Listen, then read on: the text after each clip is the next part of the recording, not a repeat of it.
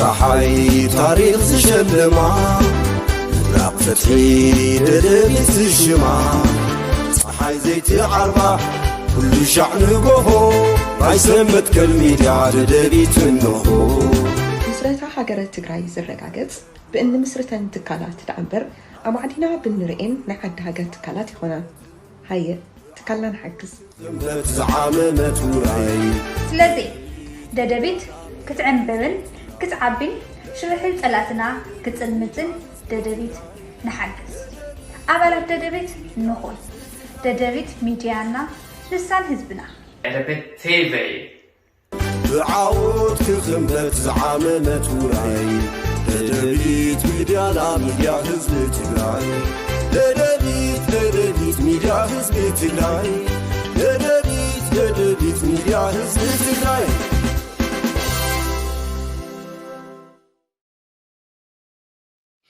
ሰላም ጥዕና በላይ ክብራት ቤተሰብ ደደቢት ሚድያ ከምኡን ተኸታተልቲ መደብ ካባኹም ናባኹም በብዘለኹም ዓዲ ሰዓት ቆፃፅራ ሰላም ክትኮኑልና ንምንህ ናይ ዝዕለት መደብ ካባኹም ናባኹም ሒዝና ቀሪብና ኣለና ምሳና ፀኒሕኩም ምድላዋትና ክትካፈሉ ንኻልኦት እውን ክትካፍሉ ሼር ላይክ ሰብስክራይብ ክትገብሩ ኣብ ማሕበራዊ ሚድያ ትከታተሉና ብፍላይ ኣብ ዩቱብ ኣብ ቴሌቭዥን ትከታተሉና ከዓ ምህርትኩም ትካላትኩም ክተፋልጡ ደደቢት እውን ክትተባብዑ ክትሕግዙ በዚ ኣጋጣሚ እናፀዋዕና ናፍቱ ፈላማይ ምድላውና ክንሕልፈኩም ኢና ዋና ርእስና ናይ ሎሚ ናብ ውሽጥና ጌርና ኢና ክንርኢ ብዙሓት መረዳእታታት እኒአውና እዮም እዚኦም ሓቢርና ክንትንትን ኢና ማለት እዩ ኣብ ቻት ቦክስ ክትፅሕፉ ትኽእሉ ኢኹም ኣብ ዩቱብ ትከታተሉና ዘለኹም ርኢትኹም ረዲእትኩም ክትፅሕፉ ትኽእሉ ኢኹም ገንፂ ኢሉ ትውፅእ ዝበለ ዘይረብሕ ዘይምፅሓፍ እንታይ ትኽእሉ ግርም እዩ ኤኒዌይ ናብቲ ዋና ፕሮግራምና ክንኣቱ እሞ ናይ ሎሚ መደብና ንጅምሮ ኣብ ራያ ከባቢ እንታይ ይኸይድ ኣሎ ሓደ ሰብ መናእሰይ እናታለልናስ ንወስደለና ሓራ መሬት ናብ ዝብልዎ ኣየናይቲ ሓራ መሬት ንህዝቢ ግልፂ እዩ ንፀላእ እውን ግልፂ እዩ ኣብ ማእኸል ስኢሎም ዝንሳፈፉ ዘለዉ ከም ፌስታላት ዝኾኑ ዝተዋረዱ ብተግባሮም ዝተዋረዱ ሰባት ግን ሓራ መሬት ኢሎም ይቆፅርዎ ነቲ ናይ ፀላእ ሓራ መሬት ንሃና እውን ሓራ መሬት ይብሉ ኢንዳይሬክትሊ ንሕና ምስ ፀላእ ወጊድና ዓድና ክንወግእ ትግራይ ክንወግእ ዝወፃና ኢና ማለት እዩ ወላ ውሕዳት ይኹኑ ብዘየግድስ እቲ ተግባር ግን ኩነን ዘለዎ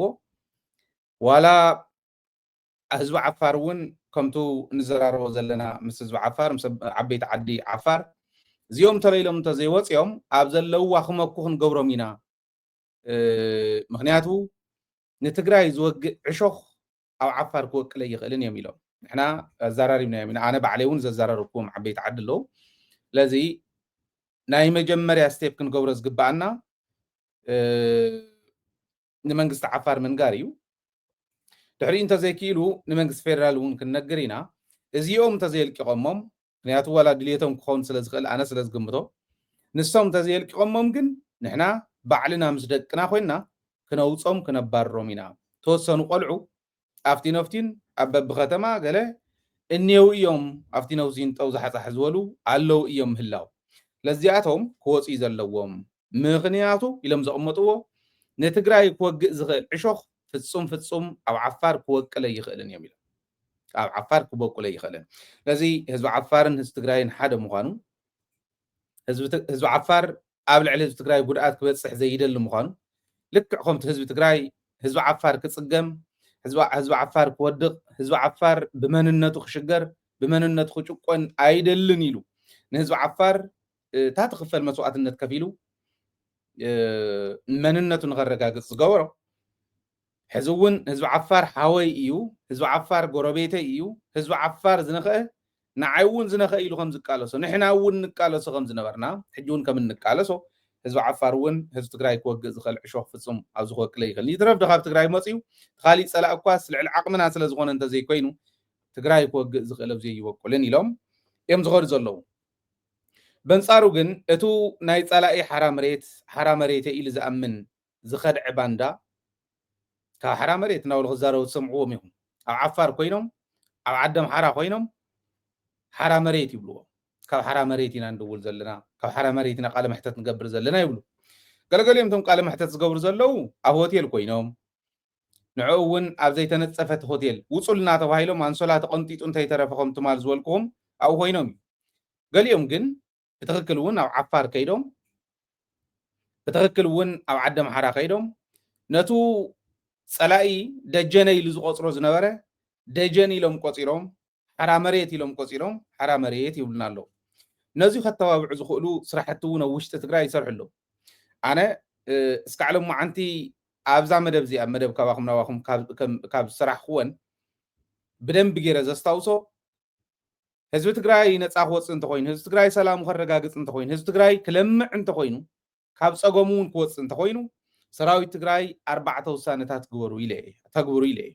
ሓንቲ እታ ውሳነኦም ናይ ባዕሎም ብምሉእነት ምትግባር እያ ካልኣይ እታ ናይ ህዝባዊ ኮንፈረንስ ውሳነ ብምሉእነት ምትግባር እያ ካውንስል ዝበሃል ምፍራስ እዚያው ቤት ምክሪ ገሌሎም ዝቕልሉ ዘለዉ ዝኾኑ ቆልዑ እዚ ምፍራስ ኣብ ኩለን ከባቢታት ፀረ ህዝቢ ትግራይ ዝኾነ ተግባር ዝትግበር ዘሎ ነዚ እውን ምቁፅፃር ምስ ህዝቢ ኮንካ ምስራሕ ማለት እዩ ህዝቢ ዝፀውዖ እዚ ናይ ህወሓት ውሳነ ምትግባር ድሕሪኡ ናይ ትእምት ውሳነ ናይ ትእምት ቤት ምክሪ ውሳነ ምትግባር እዚአን ሕዚ እውን ብምሉእነት ተዘይተተግቢረን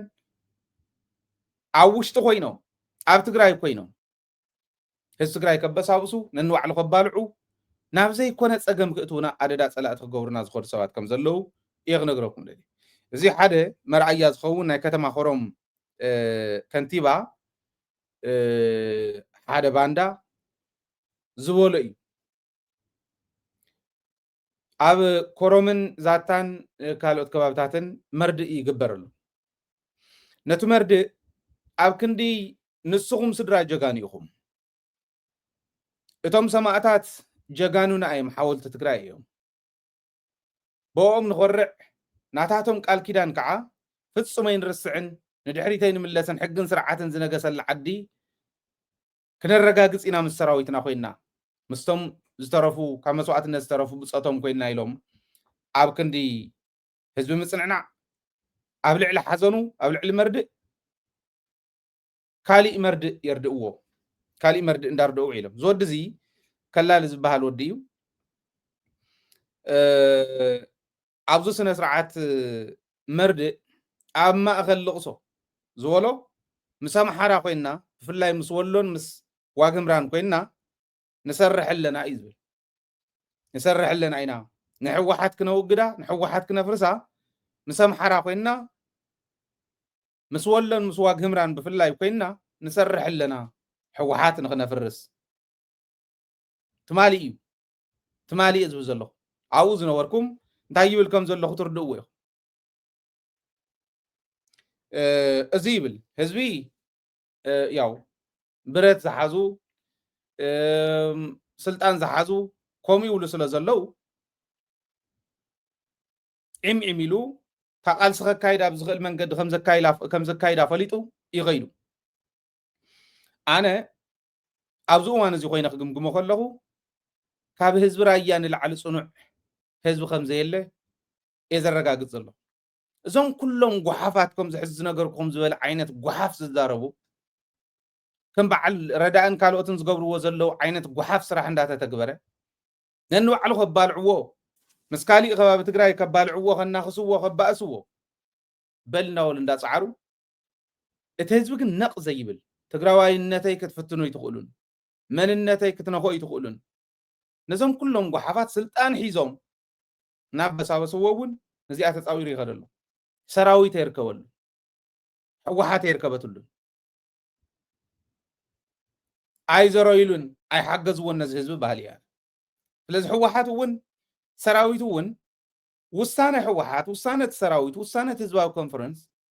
ውሳነ ትእምት ክትግበር ከሎ ነዚ ከባቢ እዚ ክሕግዝዎ ኣለዎም ነቲ ህዝቢ ክረድእዎ ኣለዎም ከምዚ ዝበሉ ጓሓፋት እኒው ጓሓፍ ዘፍስሱ ኣብ ልዕሊ ህዝቢ ኣብ ልዕሊ ሓዘኑ ካሊእ ሓዘን ዝውስኽሉ መስና ዲና ክንፈላለ ዝደልዩና ዘለው ኢሉ ህዝቢ ንክሓስብ ዝገብሩ ብዕሉጋት ስለ ዘለው ነዚኦም ብኣግባቡ ንምእላይ ብኣግባቡ ካብ ሸኽሚ ህዝቢ ንምውራድ ካብ ርእሲ ህዝቢ ንምውራድ ሰራዊት ክሰርሕ ክኽእል ኣሎ ኣብኡ ደይ እኒህን ሰራዊት እንታይ ኮይኑ እንታይ ኮይኑ ናይ ኢትዮጵያ ሰራዊት ከልኪልዎ ማለት ድዩ ወይሶም ቆልዑ እዚኦም ይስርሑ ነቲ ህዝቢ የበሳብስዎ እዩ ተባሂሉኒ ንምንታይ እዩ ዘይእለ ንምንታይ እዩ ግዜ ዝውሃብ ይገርመኒ ኣሎ ኣነ ናይቲ ግንባር ኣዛዚ ኣሎ እቲ ግንባር ኣዛዚ ናይ ሓባር ፀጥታ ኮሚቴ ኣሎ እቲ ግንባር ኣዛዚ እውን ዝእዝዞ ማለት እዩ ናይ ሓባር ፀጥታ ኮሚቴ ብኮሚቴ ደረጃ ኮሌክቲቭ ስለ ዝኾነ ናይ ትግራይ ተፈጥሯዊ እንድዩ እቲ ኮሌክቲቭ ሊደርሽፕ ገርም እዩ ኣብ ወታደር እውን ከምኡ እዩ ኣብ ፖለቲካ እውን ከምኡ እዩ ሓደ ግለሰብ ወፂኡ ንትግራይ ከምዚ ከሳግራ እየ ንብል ኮሌክቲቭሊ እዩ ናይ ትግራይ ኩሉ ግዜ ታሪክና እውን ከምኡ እዩ ስለዚ ኮሌክቲቭሊ ወሲንኩም ሰራዊት ናይ ፀጥታ ሓይሊ ናይ ደቡብ ትግራይ እንታይ ኮይኑ ነቲ ህዝቢ ዘይሕግዞ ከምዚ ዝብሉ ሰባት እናተፈጠሩ እናሃለው ይገርመኒ ሕዚ ኣብዚ ሓንቲ ዋርኒንግ ከቕምጥ ዋርኒንግ ማለት ኣነ ዝረኣየኒ ንምቕማጥ እንድሕሪት ኣይብልን እዞም ሰባት እዚኦም ነቲ ህዝቢ ተፃዒኖሞ ጨቂኖሞ ኣበሳቢሶሞ ናብ ዘይኮነ ደረጃ ክወስድዎ ከም ዝደልዩ ንሪኦ ኣለና ብተግባር ዝተወሰነ ግዜ እንተሂብኩማ እዚኣ ተዘይተኣልያ ናብ የናይ ዓይነት ሕማቕ ክእትወና ከም ዝኽእል ብተግባር ክትርድኡ ክትክእሉ ኣለኩም ሕማቕ ነገር ክፍጠር ይኽእል እዩ መንእሰይ እዮም ዘታልሉ ዘለዉ ሕማቕ ነገር ክፍጠር ይኽእል እዩ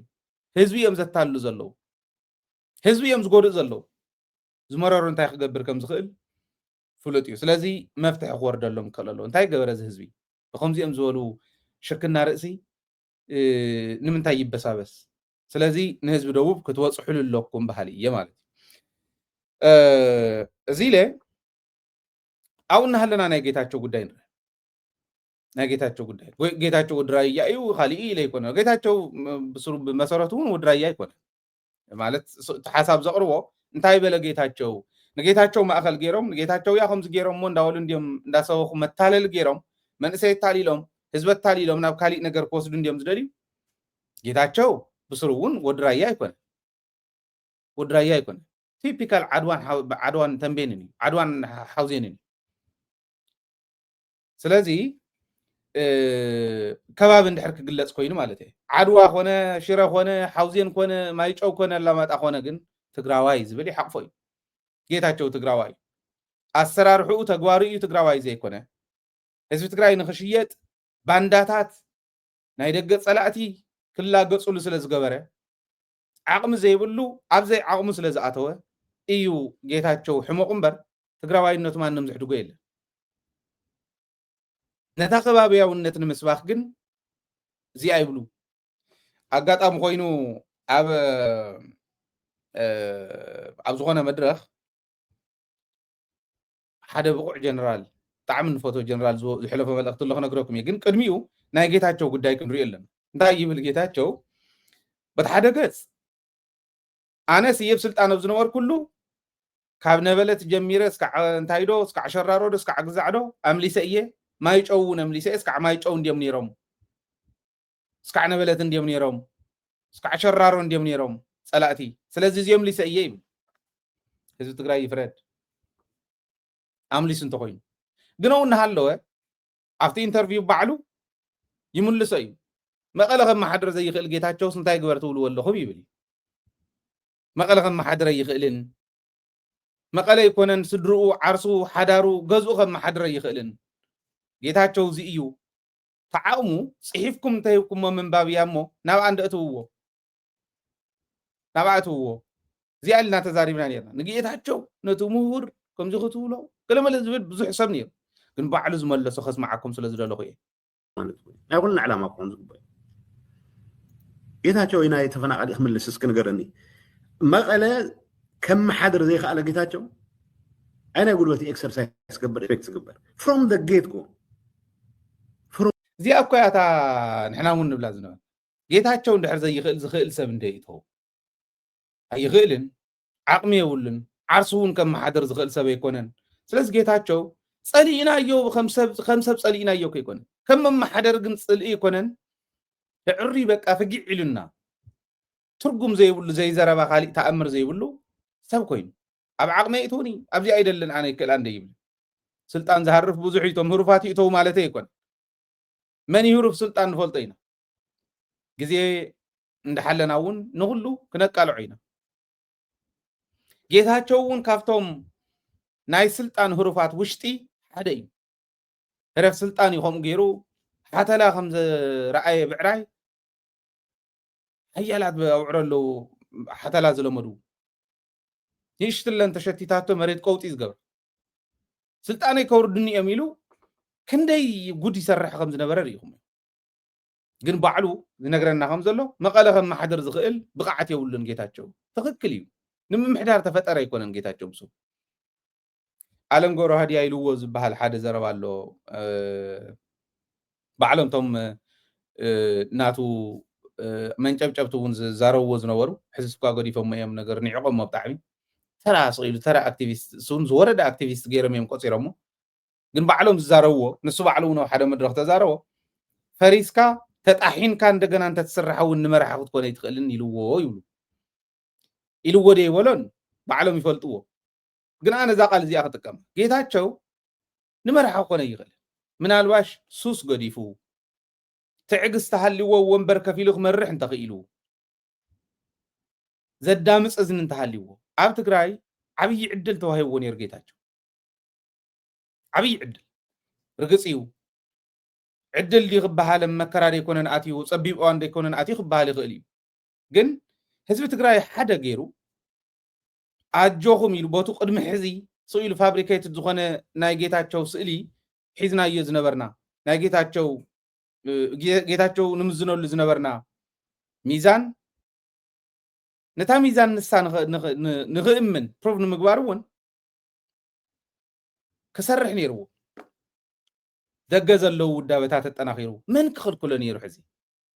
دغز اللو ودابتات اجهم تطناخرو حغزنا زين غبرنا نحنا وشت زلون كم غيرو انتزخد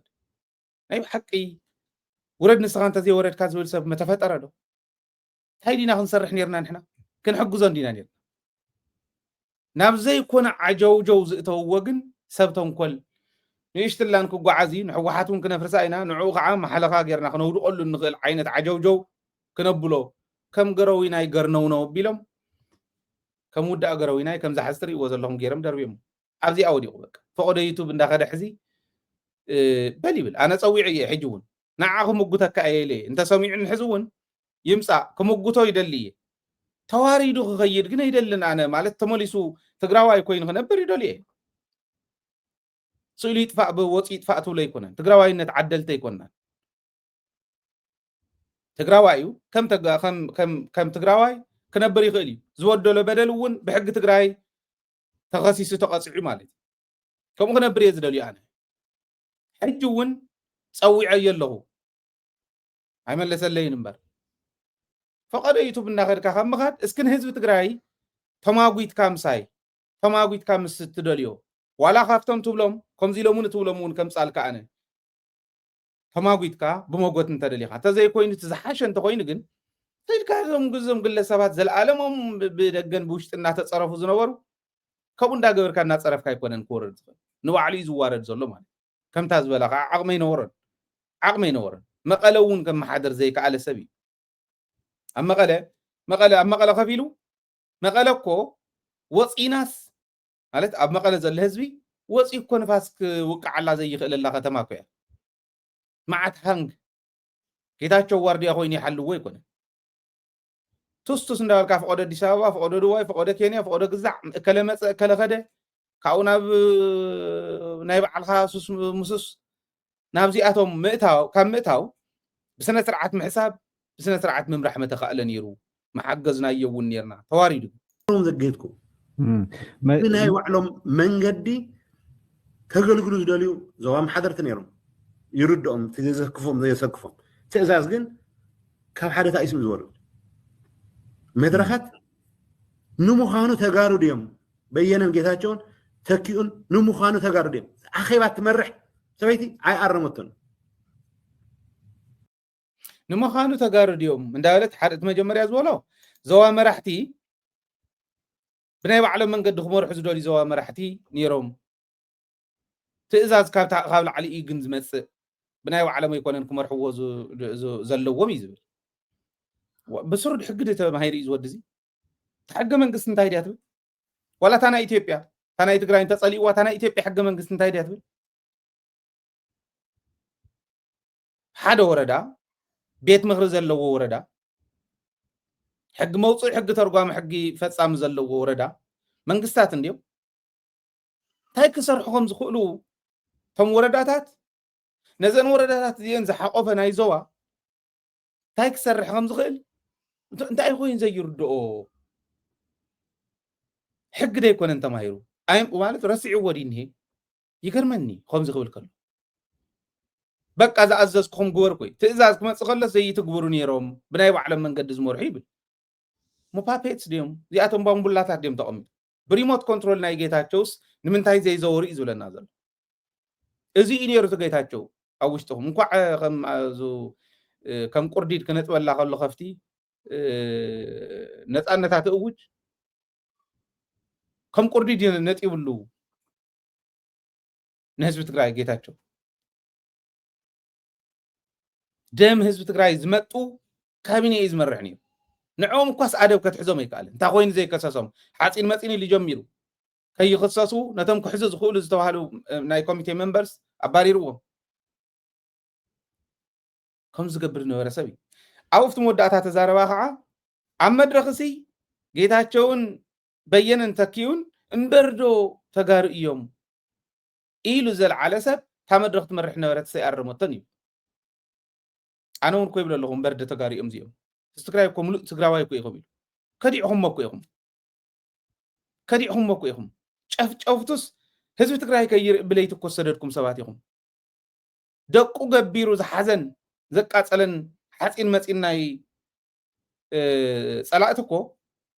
ጉሒፍኩም ናብኡ ናብ ፀላእ ዝመለስኩምሉ ሰባት እኮ ኢኹም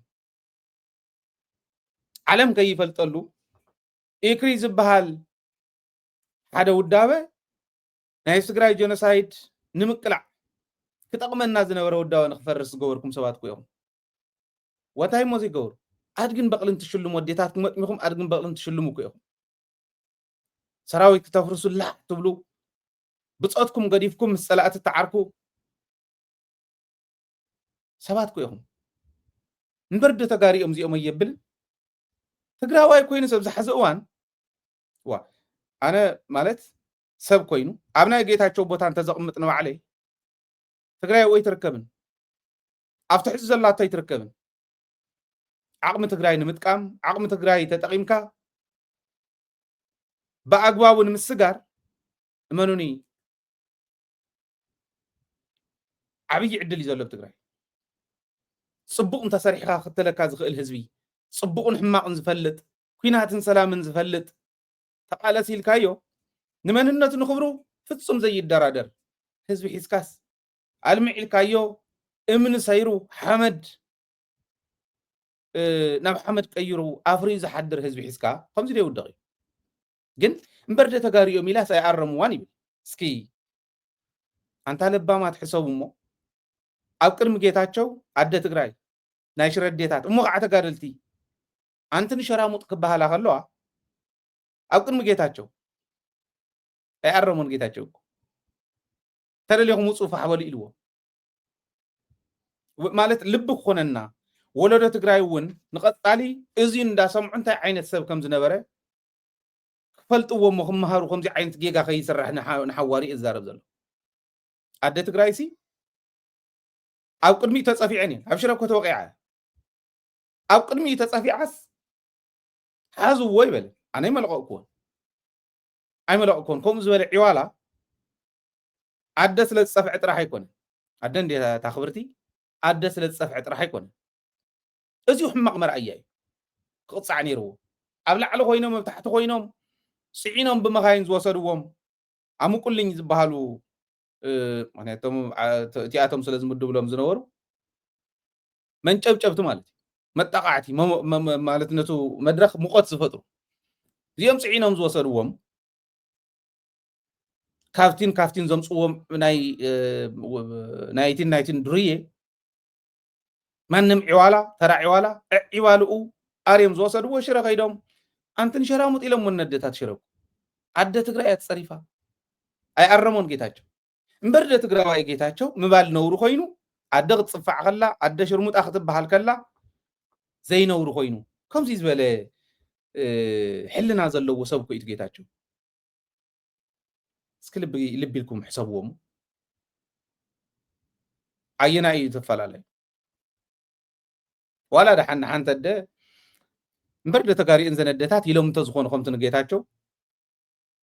تمسفع مقرفوه برد تقاري أنت يلوم من نزل الدتات ون نسمة بلس نسي يخرم يروح خاب جيتاتشو أي تصرفون أي تنكوني مرحمة خندد الله كجلاويت كأخا تقوم صرفوه تقولوا زين أسأل كزوار ده نجار كون خل جن جيتاتشوس نمن تايزي أرمو يلو خزارب كله أي حفرندو أي حنخن على عد قرات سلام تكوب زلوا عد تصفيع ندار أنا إياه فيديو طلع يقولنا تصفيع عوض يعد تصفيع عوض يعد راح يكون جزء أخي دمون كي يتخصص أبساوي يسمى إذا كله خجبر كله أريمو دي جيتاتشو زي أم سمعه عزو وز خمدي أزجبر سبدة تويني ما نمدرية طرمبا نفحي أوكي قبر خلو طرمبا نفح قشاشا رسحات كله وحاف كل خلو وحاف العلو طرمبا نفح ما نمع ولا أنا يقولنا مسيو وقيوها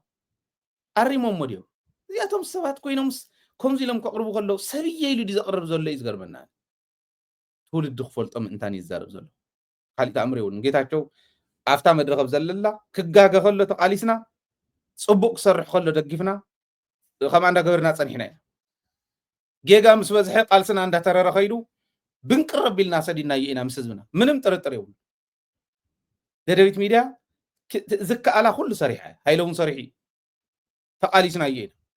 نمنتاي كاب كل نلعلي كالي قدفو انا عدتات طمين طم كطاطم فقدناي اوداي ጫትናይ ግዛዕ ጫትና ወልኩ ይحድር ነው ደራፈይን አመሰ ታሪኽ ይحድር ለይትን ቀትርን ዓይነይ እስካዕዚ ጭምጭም አንቢበ ምክራኸውም ዝግባእን ተራኺበ ምሁራን ናይ ትግራይ ተጠቂመ ናይ ትግራይ ዓቅሚ ናይ ትግራይ ገባር ዓቅሚ ተጠቂመ ተንጸሙን ዝሓድራ ዴታት መጀመርያ ንሱ ኢኻ ታሊ ጌታቸው ግን ጸፊዕወን አጽፊዕወን አጽሪፍወን ስጥራህ አይኮነን እዱ ጉንዳሸለመ አደታት የጥም ነይሩ ከም ዘለ ወራዳ ሰብ ወጽ የመድረክኩም ክብል ከሎ ይገርሚ በመርትዖ በተግባር ከመጉታ ይደሊ አነ ከመጉታ ይደሊ ሰይልካ ትሕዝብ ለ ዘለኹ እንተ ይኮነስ በተግባር ከመጉታ ይደሊ እዚኣነ ክብሎ ግን እዚኣነ ከመጉታ ግን ንዓይለየ ፀዊዐየ ተመፂ ክንርኢና ተዘይ መፂ ግን ምናልባሽ ትዝብሎ ዘሎ እንታይ ማለት ምዃኑ ይርዳእኒ ያኽርዶለ نمخانو تجارو ديم بينم جيتاتشون تكيون نمخانو تجارو ديم أخيبات تمرح سويتي عاي أرمتون تقرأينت بزخونة نجر بكمقنا سفر لها غيرون نزوسلو because أبيبا تقرأينت تسرح فتصامي أوز بكا ميريت مسرات غيرهم أصيوم أبلاشهم أنا هو of course تقرأي نزي قبلن بزخون يخون من قدي نايزت حساس بس حيو وانت عرب انبر كم بحدش زت حساسي تطعلو عدل يلن كلون يقولوا عشان إني هيك مالت نيش سيدي حلنا شجر ديني هو أنا قرمن له مالت أنا زيد يمرحني بسرو أنا خافت زك على سوز نوركون لعلي أخ على سنير إنه كويس بزلو عشادي إنهي نيشت الناي مالت نيشت الناي سؤال ناي زهلال عينت كومودي إنهي أنا قرمن له بسرو أنت زي يوت أي حاجة مسافة تقربوا وسوات أنت هاليهم قدف بلوا بقى مالت أنت توارد إيه كم زيد مرحني رو أنا خمسي مثلا أنت قال سيون كاوزين لعلي وخونير كم زي مخان تزفل عدتها تواري ده كرتاب كند موالس زغنت سب كم زي خطبل كلا مدرك مرحي أرمتان وهي كم زي خطبل كلا كم زي زبل سب إزي تجيتاتشو من الواش زمو كحسابات كيهلو سكع هذي تتعلو السوات كيهلو ولا دون فلطو قصال ولا دو بدن بغير فلطه زلع له زلو يغرمني بقى I don't know كم زي عينت سب ابسلط انا وصيكم زنوركم تقوزيس قريب كان دحر زاريب كاي فلطو اندي خان خمس زبلسه فلطو ونوركم زين داوط سيلكم ترينيركم وات حدراكم كم زبلسه كاي تمصل حزي كم زبلسه كاي ترغمنا تقاليسنا حزبنا نافتو كوصحو زغبو ደረጃ ንክበፅሕና እንደሊ እምበር ወናይ መዓት እንስሳ መፃወት ክንከውን ክሓስብ ዘይኽእል ንእሽትላን ነተነደታት ኮይ ቅርታ ይበለኒ ንስካዕ ሕዚ ንምንታይ በቃ እምበርደ ተጋሪኦም ተባሃልኩ ኢሉ ይዛረብ ዘሎ ከምዚ ዝበለ ጉድሪ ይፈልጥ ተቃራኒ ዘይተፀበቅክዎ ፅቡቅ ነገር ኮይኑ ዝብልዎ እንታይ እዩ ዘይተፀበቅዎ ብጣዕሚ ሕማቅ ነገር ክነግረካ መጨረሻ ናይ መሓዝ ድሌት ከም ዝነበረ ኣነ ዝፈልጦ ነገር የብለይ ነዲሳ እናኸድኩ ኣፅኦም ፕሬዚደንት ክዓግቱ ነውሪ ብዝኾነ ኦቶሪቲ ወይ ውርደት ብጣዕሚ ክፍጠር ድሌት ዝብሉ ህዝቢ እዩ ኣብ መንገዲ ምዕጋቶም ፓትሮል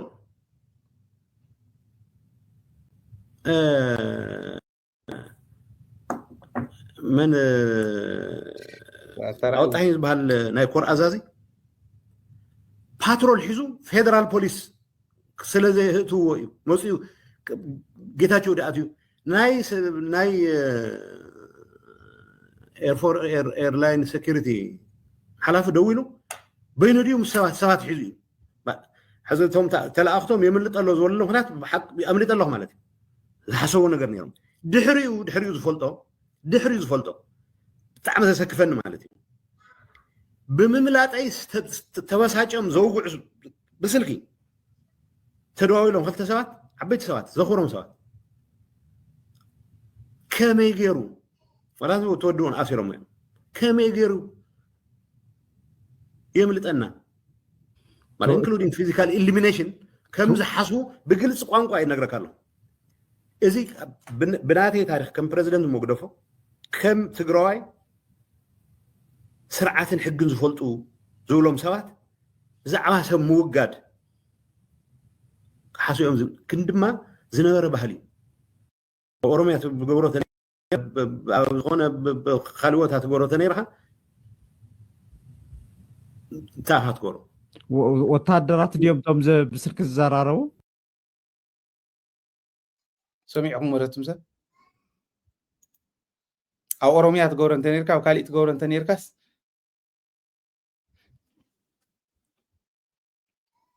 زيو مالت تودي عري نار حقيقة دلو خاب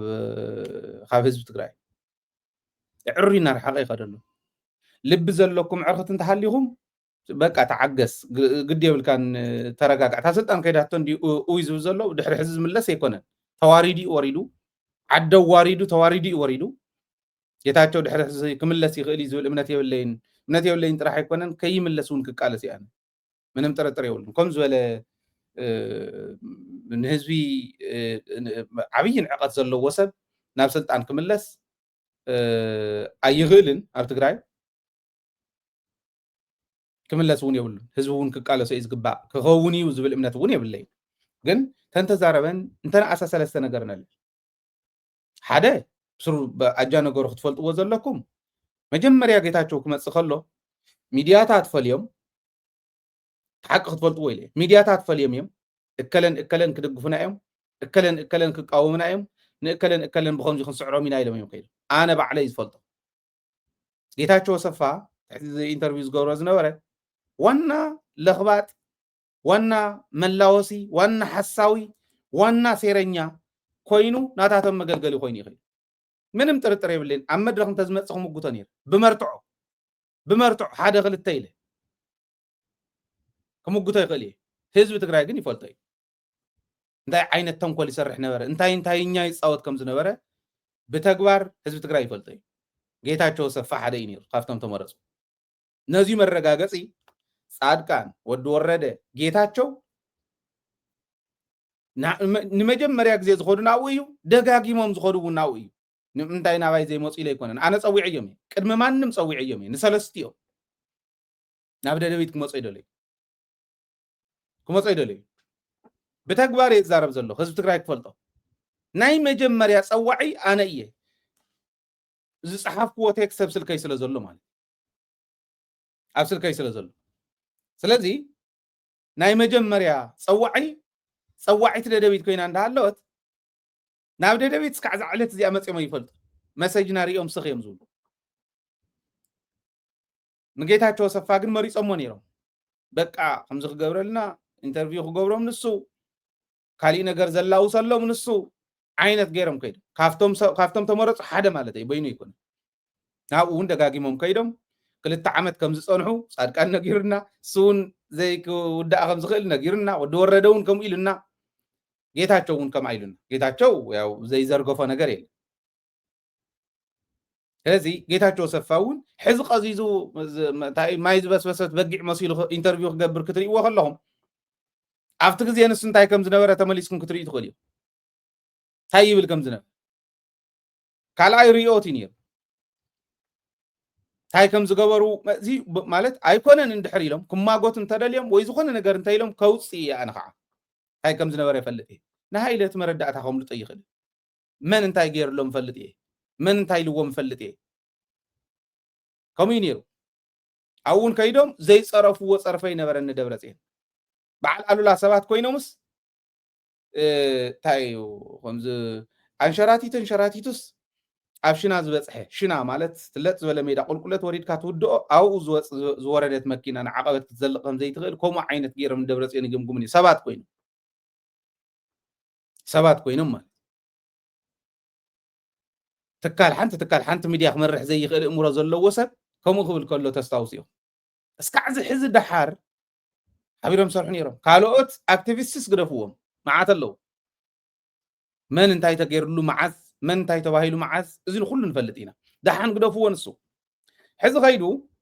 ተሓታታይ እውን ማይ ዝበስበሰት በጊዕ መሲሉ ተሓታታይ እውን ስኢላ ብሜክኣፕ ትፍለጥ እሞ ገጻ ተሓፀበት ዓይነት መሲሉ ከም ዝትርእይዎ ዘለኹም ከምኡ ኮይኖም ወፂኦም ኣባጅጎ እንብሎ ክረምቲ ጎተተት እናበለ ንሪኦ ሰውነቱ ተጨማዲዱ ዘይንሱ መሲሉ ዝኸይድ ዓይነት እዩ ዝመስለኩም ተጨማዲዱ ግን ታ ሕብሪ ፒንክ ነገር እያ ገሊኦም ፒንክ እዮም ገሊኦም ቀያሕቲ እዮም ቅርብ ኢልኩም ክትርእይዎም ከለኹም ከምዚ ሕዚ ጌታቸው ትርእይዎ ዝነበርኩም ዓይነት እዩ ትርኢቶም ከምኡ ኮይኖም ዘቕርቡ ዘለዉ ሕዚ ኣምለጠና እዩ በቃ ነገር ኩሉ ተሓሲብና ይነበርና ተበተነና እዩ እቲ ጉድ ግን ክልተ ጉዳት ኣለዎ ከም ካልኦት ክልተ ዝውስኹም ማለት እዩ ሓደ ጌታቸው ኣምሊጠ እየ እምበር ክሕዝኑ እዮም ሓሲቦም ነይሮም ንምንታይ ኣምለጠ ኢሎም ክዛረቡ እውን ሰሚዕና ኢሉ ኣወጣይኝ ዝዘልዕሎ ዘሎ ንምንታይ ከም ዘልዕሎ ይርዳእኒ ሰብ እንታይ ክብለሉ ከም ዝደለየ ይርዳእኒ ግን ጌታቸው ከብ ትግራይ ነይሩ 2 ዓመት ሙሉእ ጌታቸው ሕዚ መወዳእታ እኮ ይኮነን ሕማቕ ሰሪሑ 2 ዓመት ሙሉእ እዩ ሕማቕ ሰሪሑ ኣነማ ስጉምቲ ውሰዱ ናይ ሓይል እንታይ ኮነ ናይ ሕጊ ስጉምቲ ይወሰድ ብሕጊ ተሓተት ሰብዚ ይብል ነይረ ያ ስጥራሕ ኣይኮነን ጻድቃን መምሊጥና ኢሎም እዮም ሓሲቦም ማለት ከየምልጡ ኢሉ ዝሓዘ ወታደር ሰራዊት ተዝህሉ ነይሩ መን ይኽልክሎ ነይሩ ፌደራል ፖሊስ 5-6 ፌደራል ፖሊስ ኤርፖርት ስለዘለው ስከልክሎም ሰራዊት ትግራይ ማለት ዲ ጌታቸው ከየምልጥ ንሰብ ሓቂ ክመስሎ ይኽእል ንሳቶም ህዝቢ በዲሎም ዓዲ በዲሎም ነታ ትግራይ ነታ መሬት እውን እድሜማ ስለ ዝኾኑ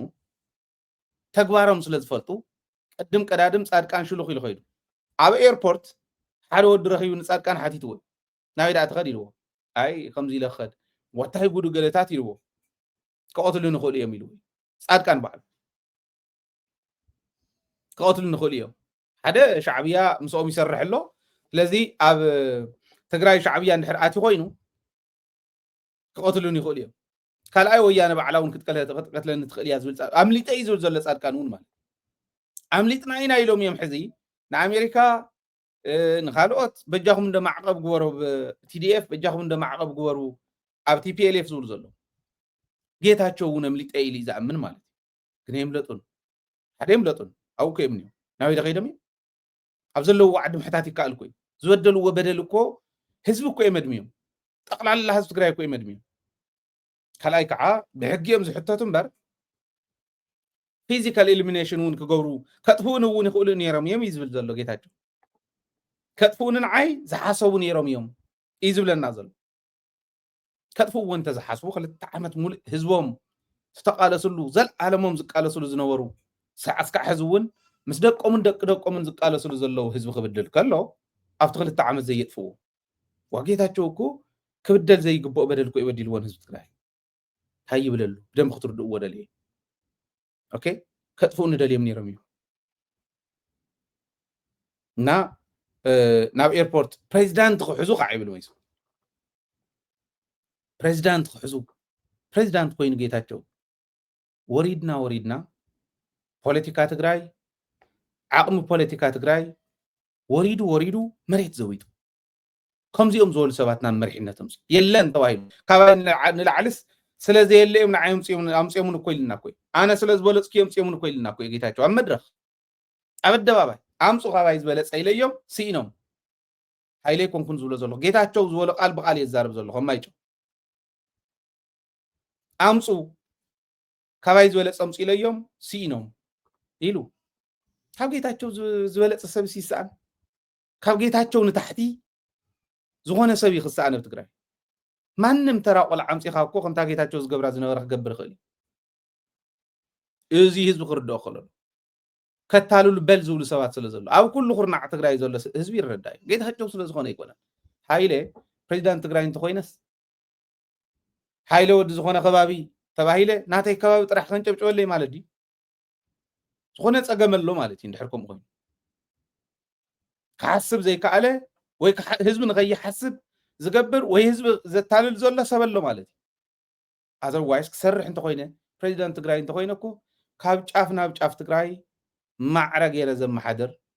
ካብ ጫፍ ናብ ጫፍ ትግራይ ዘሎ ወላድየ ካብ ጫፍ ናብ ጫፍ ትግራይ ዘሎ መንእሰይ ሓወይ ሓፍተይ ሙንዕኦም ጠጠው ዝበልኩ ሰብ ኮይኑ እኮ ይቐርብ ዘለኒ መታለል ክኾን የብሉን ክንርድኦ ክንክእል ኣለና ሰብዚ ኣዋሪዱና እዩ ሰብዚ ዓዲ ኣዋሪዱ ህዝቢ ኣዋሪዱ ንፀላእት ሕሊፉ ይብና እዩ ካብዚ ንላዕሊ ጥፋኣት የለን ስለዚ ምስተውዓል የድሊ ክብለኩም ደልየ እቲ ካሊእ ትግራዋይነት ንሳቶም እንተዘይሒዞሞ ትግራዋይነት ስራሕ ፈፃሚ ሕወሓት ተዘይመዲብዎስ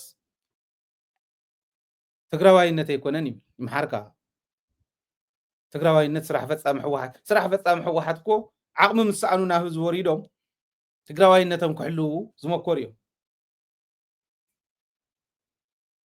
ትግራዋይነት ዝዕድሉ እንተዝኾኑማ ከምኡ ኣይኮነን ዲክታተርሽፕ ጋቨርንመንት ክምስርትዎ መኽኣሉ ወፂኦም ፅቡቅ ይሰርሑ ዶ ይሰርሑን ጌጋ ይገብሩ ዶ ይገብሩን ካሊእ ክንብል ንኽእል ኢና ክንግምግም ንኽእል ኢና ግለሰባት ሰሚዮም ትግራዋይነት ዝዕድልዎ ግን ተዝዕድልዎ ነይሮም ከምቲ ንልሕፆም ጌርና ይመላሓፅና እዮም ከምቲ ትብሎ ዘለካ ጌርካ እውን ኣይትዛረብን ብደንቢ ክነስተውዕል ክንክእል ኣለና ክብል ደልየ እዚዩ እቲ ክንሪኦ ዘለና እዩ መሬተም ሊሴ ካብዚ ንላዕሊ ካብ ነበለት ንንየ ዘሎ ካብ ሸራሮ ከባቢ ዘሎ ማይጨው እዚኦም መምሊሰ እየ ዝብሎ ህዝቢ ትግራይ ይፍረድካ እዩ ማለት ከምኡ ኢሉ ከበሳብስ ከሎ ህዝቢ ይፍረዶ እቲ ህዝቢ ስለ ዝፈልጦ ማለት እዩ ክልተ ዓመት መጋቢት 21 ክልተ ዓመት ኣሕሊፉ ባይ ዘ ወይ ኣብ ኣና ሃለወት ክልተ ዓመት እንድሕር ገይሩ ኦረዲታ ሪቫይዝ ስለትግበርታ ናይ ግዜያዊ ምሕዳር ሕገ መንግስቲ ናይ ኢትዮጵያ እውን ከምኣ ስለትብል ንዓ ፈሪሑ ዝኸደ እውን እዩ ዝመስለኒ ክኸይድ ከሎ ኣብይ ኣሕመድ ይፀዊዕዎ ክኸድ ከሎ ግን መምለጢ ኢሉ እውን ፀዊዕዎ ክኾን ይኽእል እዩ ባንዳ ተባሂለ ምናልባሽ ኣብቱ ጠቕላላ ትሕዝኡ ናይቱ ኢንተርቪው እንታይ ዝብል ኣብይ ኣሕመድ መጀመርያ 5 ስራሕ ፈፀምቲ ከይመፁ ኣጊዱ ነይሩ ይብል ከመይ ገረዳእ ተቐቢሉካ ንዓኻ ድሓር ግን ንዓይ ተቐቢሉኒ እዩ ዝብል እምበር ንምንታይ ከም ተቐበሎ ይዛረብ ኣብ ፕሪቶርያ ተደራዲርና ኣብ ፕሪቶርያ ተዘራሪብና ኣነ ፕሬዚዳንት ከም ዝኾን ተስማዕሚዕና ስለ ዝመፀና ይብል ኣብ ናይሮቢ እውን ተዘራሪብና ኣነ ፕሬዚዳንት ኮን ከም ተዘራርብና ስለ ዝፈልጥ እዩ ንዓይ ተቐቢሉና ይብል ንደብረፅዮን ዘይተቐበሎ ኦረዲ ሴትኣፕ ተሰሪሑ ስለ ዝነበረ ኣነ ፕሬዚዳንት ኮን ብኣብይ ኣሕመድ ተመሪፀ ስለ ዝነበርኩ ነስፋሓዮ እዮም ኢሎም ወዲ ወረደ ኢኸም ኢሉ ግልፂ ህዝቢ እውን ክፈልጦ ስራሕ ፈፀምቲ ኣይኾኑን سلست كرايتيريا عندي هو دبرتين كقبره ينور دبرتين ونشع تساحيتي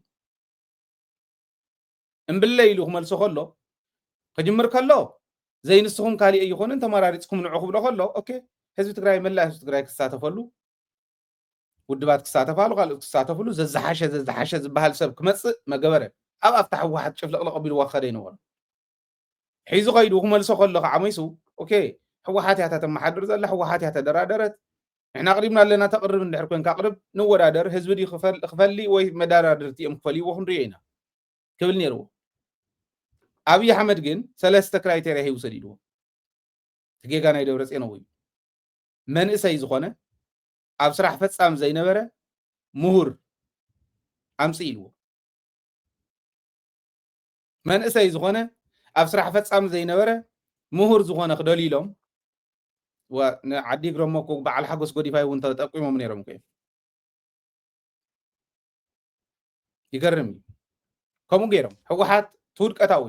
ኣብኡ እውን ንስልጣን ዝደልዩ ሰባት ከም ዘለዉ ኣነ ይጠፍኣኒ ኩላ ነንፃሕላ እያ ትጎይ ዘላ ከም ወደር ረፋይነ ዝበለ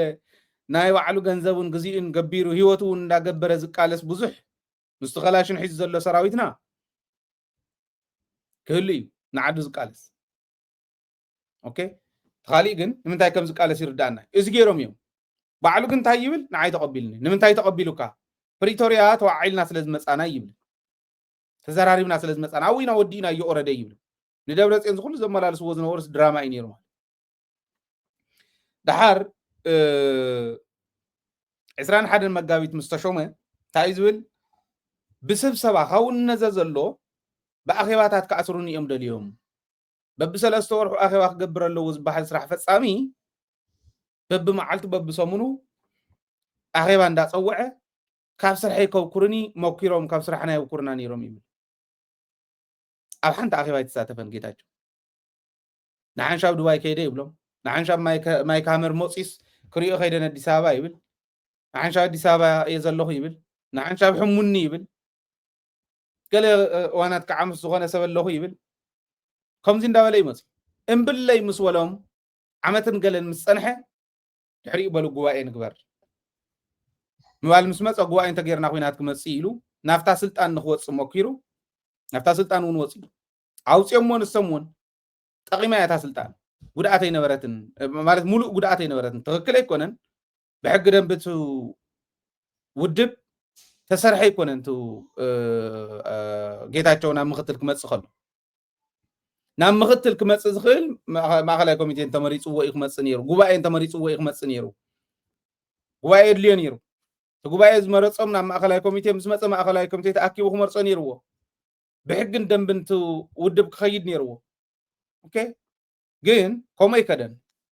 ብሽምግልና ምክትል ረኺቡ ይርከብ ደሓን ናብ ጉባኤ ተሸኪምና ንክንእትዎ ህዝቢ ባዕሉ ውሳነ ንክህቦ ክገብር እዩ ኢሎም ኣብ ህዝቦም ዝኣምኑ ስለ ዝኾኑ እዚኣ ጠቂማቶም እያ ኣፍታ ጥቃ ምስ በፅሐ ግን በርጊሑ ከይዱ ስለ ዝፈልጣ ባንዳ ተባሂለ ኢሉ ዋ ባንዳ ማለት እንታይ ማለት ዲ ባንዳ ማለት እኮ ፀረ ህዝቢ ማለት እዩ ዓዱ ዝሸይጥ ህዝቡ ዝሸይጥ ዓዱ ዝኸድዕ ህዝቡ ዝኸድዕ ማለት ኮይ ካብ ጌታቸውን ላዕሊ ባንዳ ክበሃል ዝኽእል እስከምፅለይ ካብ ጌታቸውን ላዕሊ ንህዝቢ ትግራይ ዝኸድዕ እስከምፅለይ ማለት ሓደ ሰብ እስኪ ጅግና ይኹን እሞ ይምፃለ እከለ ይብል ንህዝቢ ትግራይ ብሩእ ዝኸሓደ እዩ ካሊእ ተሪፉስ ሰብ ገቢርና ዝሓዝናዮም ፀላእት እኮ ብፀልማት ዝሰደደ ሰብ እኮ እዩ ሰብ ገቢርና ዝሓዝናየን ናይ ፀላእቲ ዘቃፀልናየን ናይ ፀላእት መኻይኑ እኮ ጠቕሊል ዝሰደደ ሰብ እኮ እዩ አዲስ አበባ ኮይኑ ትግራይ ትጥፋእ ኢሉ መግለፂ ዝህብ ሰብ እኮ እዩ ካብዚ ንላዕሊ ደሎ እዩ ስለዚ ስራሕ ከይሰርሕ ይገብሩኒ ነይሮም ይብል ዘይኽእል ስለ ዝኾነ ከምቲ ባዕሉ ዝገለፆ መቐለ እውን ከም መሓድር ዝኽእል ኣንደበት ብቕዓት ዘይብሉ ሰብ ስለ ዝኾነ እምበር ማንም ዝሕንኮሎ የለን ባህሊ እየ ኣነ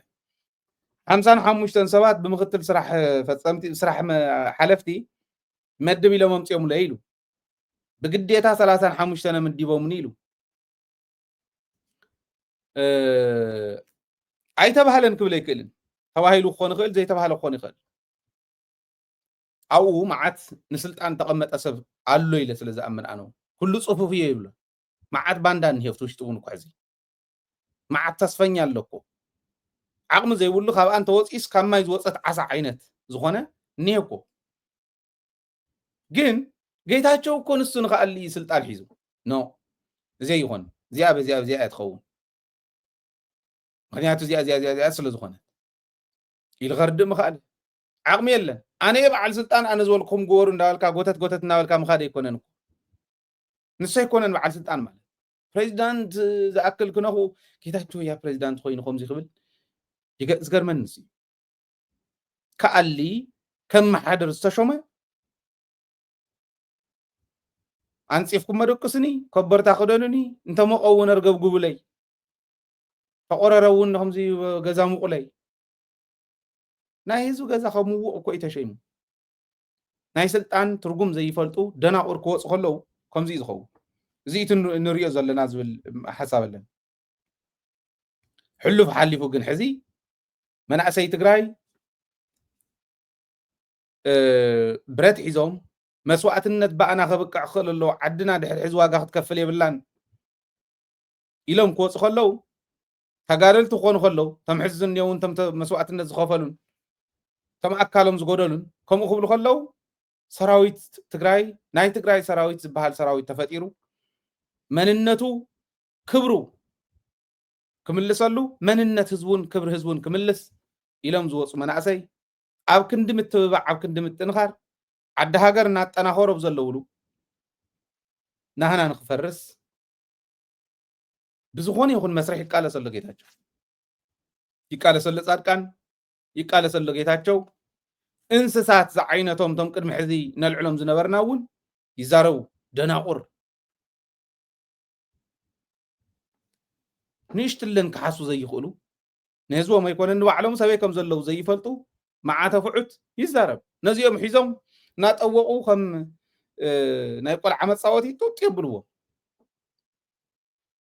ازيهم جن زرعايو ريهم يوم كم إلهم زارو ለትግራይ የሚሆን እንደ ኢትዮጵያዊት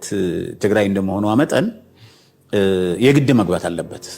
እየታኮሰ አይደለም የሚገባው ህግ በሚፈቅደው መሰረት እነሱ በፈረሙበት መሰረት ወይ ደግሞ ኢትዮጵያ መንግስትም በፈረመበት መሰረት እነሱ አይግባብን ማለት አይችልም። ምክንያቱም ኢትዮጵያ እንደመሆኑ አመጣን ማስተዳደር ያለበት በህገ መንግስቱ የኢትዮጵያ ፌደራል መንግስት ነው። መከላከያውንም ፌደራል ፖሊስንም ከዛ እዛው የሚያስፈልገው ፖሊስ ብቻ ነው ትግራይ የሚያስፈልገው። ትግራይ ደግሞ የሰለጠነ ስርዓት ያለው ወንበዴ ሳይሆን ስርዓት ያለው ፖሊስ እንዲኖር ነው የሚፈቀደው እንጂ በህጉ መሰረት እነሱ ሌላ ጦር ማዘጋጀት አይችሉም፣ ታጣቂ ማዘጋጀት አይችሉም። ስለዚህ በአስቸኳይ ትጥቃቸው መፍታት አለባቸው። እነሱ ተፈተው ፌደራል መንግስት ገብቶ እየታኮሰ አይደለም የሚገባው፣ በህጉ መሰረት ነው የሚገባው። አሜሪካን እኮ እየተከታተለችው ነው ያለው። እነሱ የፈረሙበት እኛም የፈረምንበት ኢትዮጵያውያን عاوزين يزنقراري حزي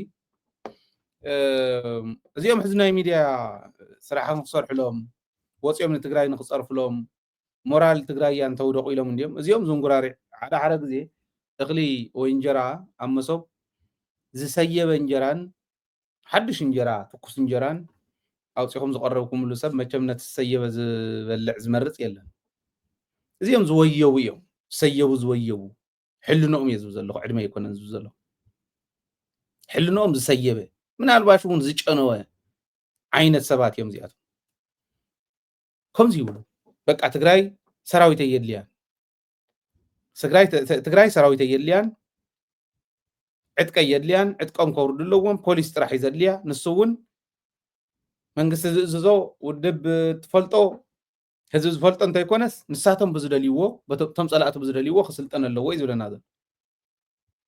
نشتلان قربيتنا ريهم زي مهارو دنا قريم زيهم أنا سابي لقص إيراي كونن جن أتليست كم زول يستكم جيتاچو كل دليل جيتاچو كم زول يستكم نفس التان كوس خلون سب كي يوصص بعل سجاي جبرة تغلنا زوام ما حدرت غير شو بعل برهانة سب كوينس ما قلق ما حدر يلز مد عمير يزوق سباتون كم زيهم زول زنقراري زيوتو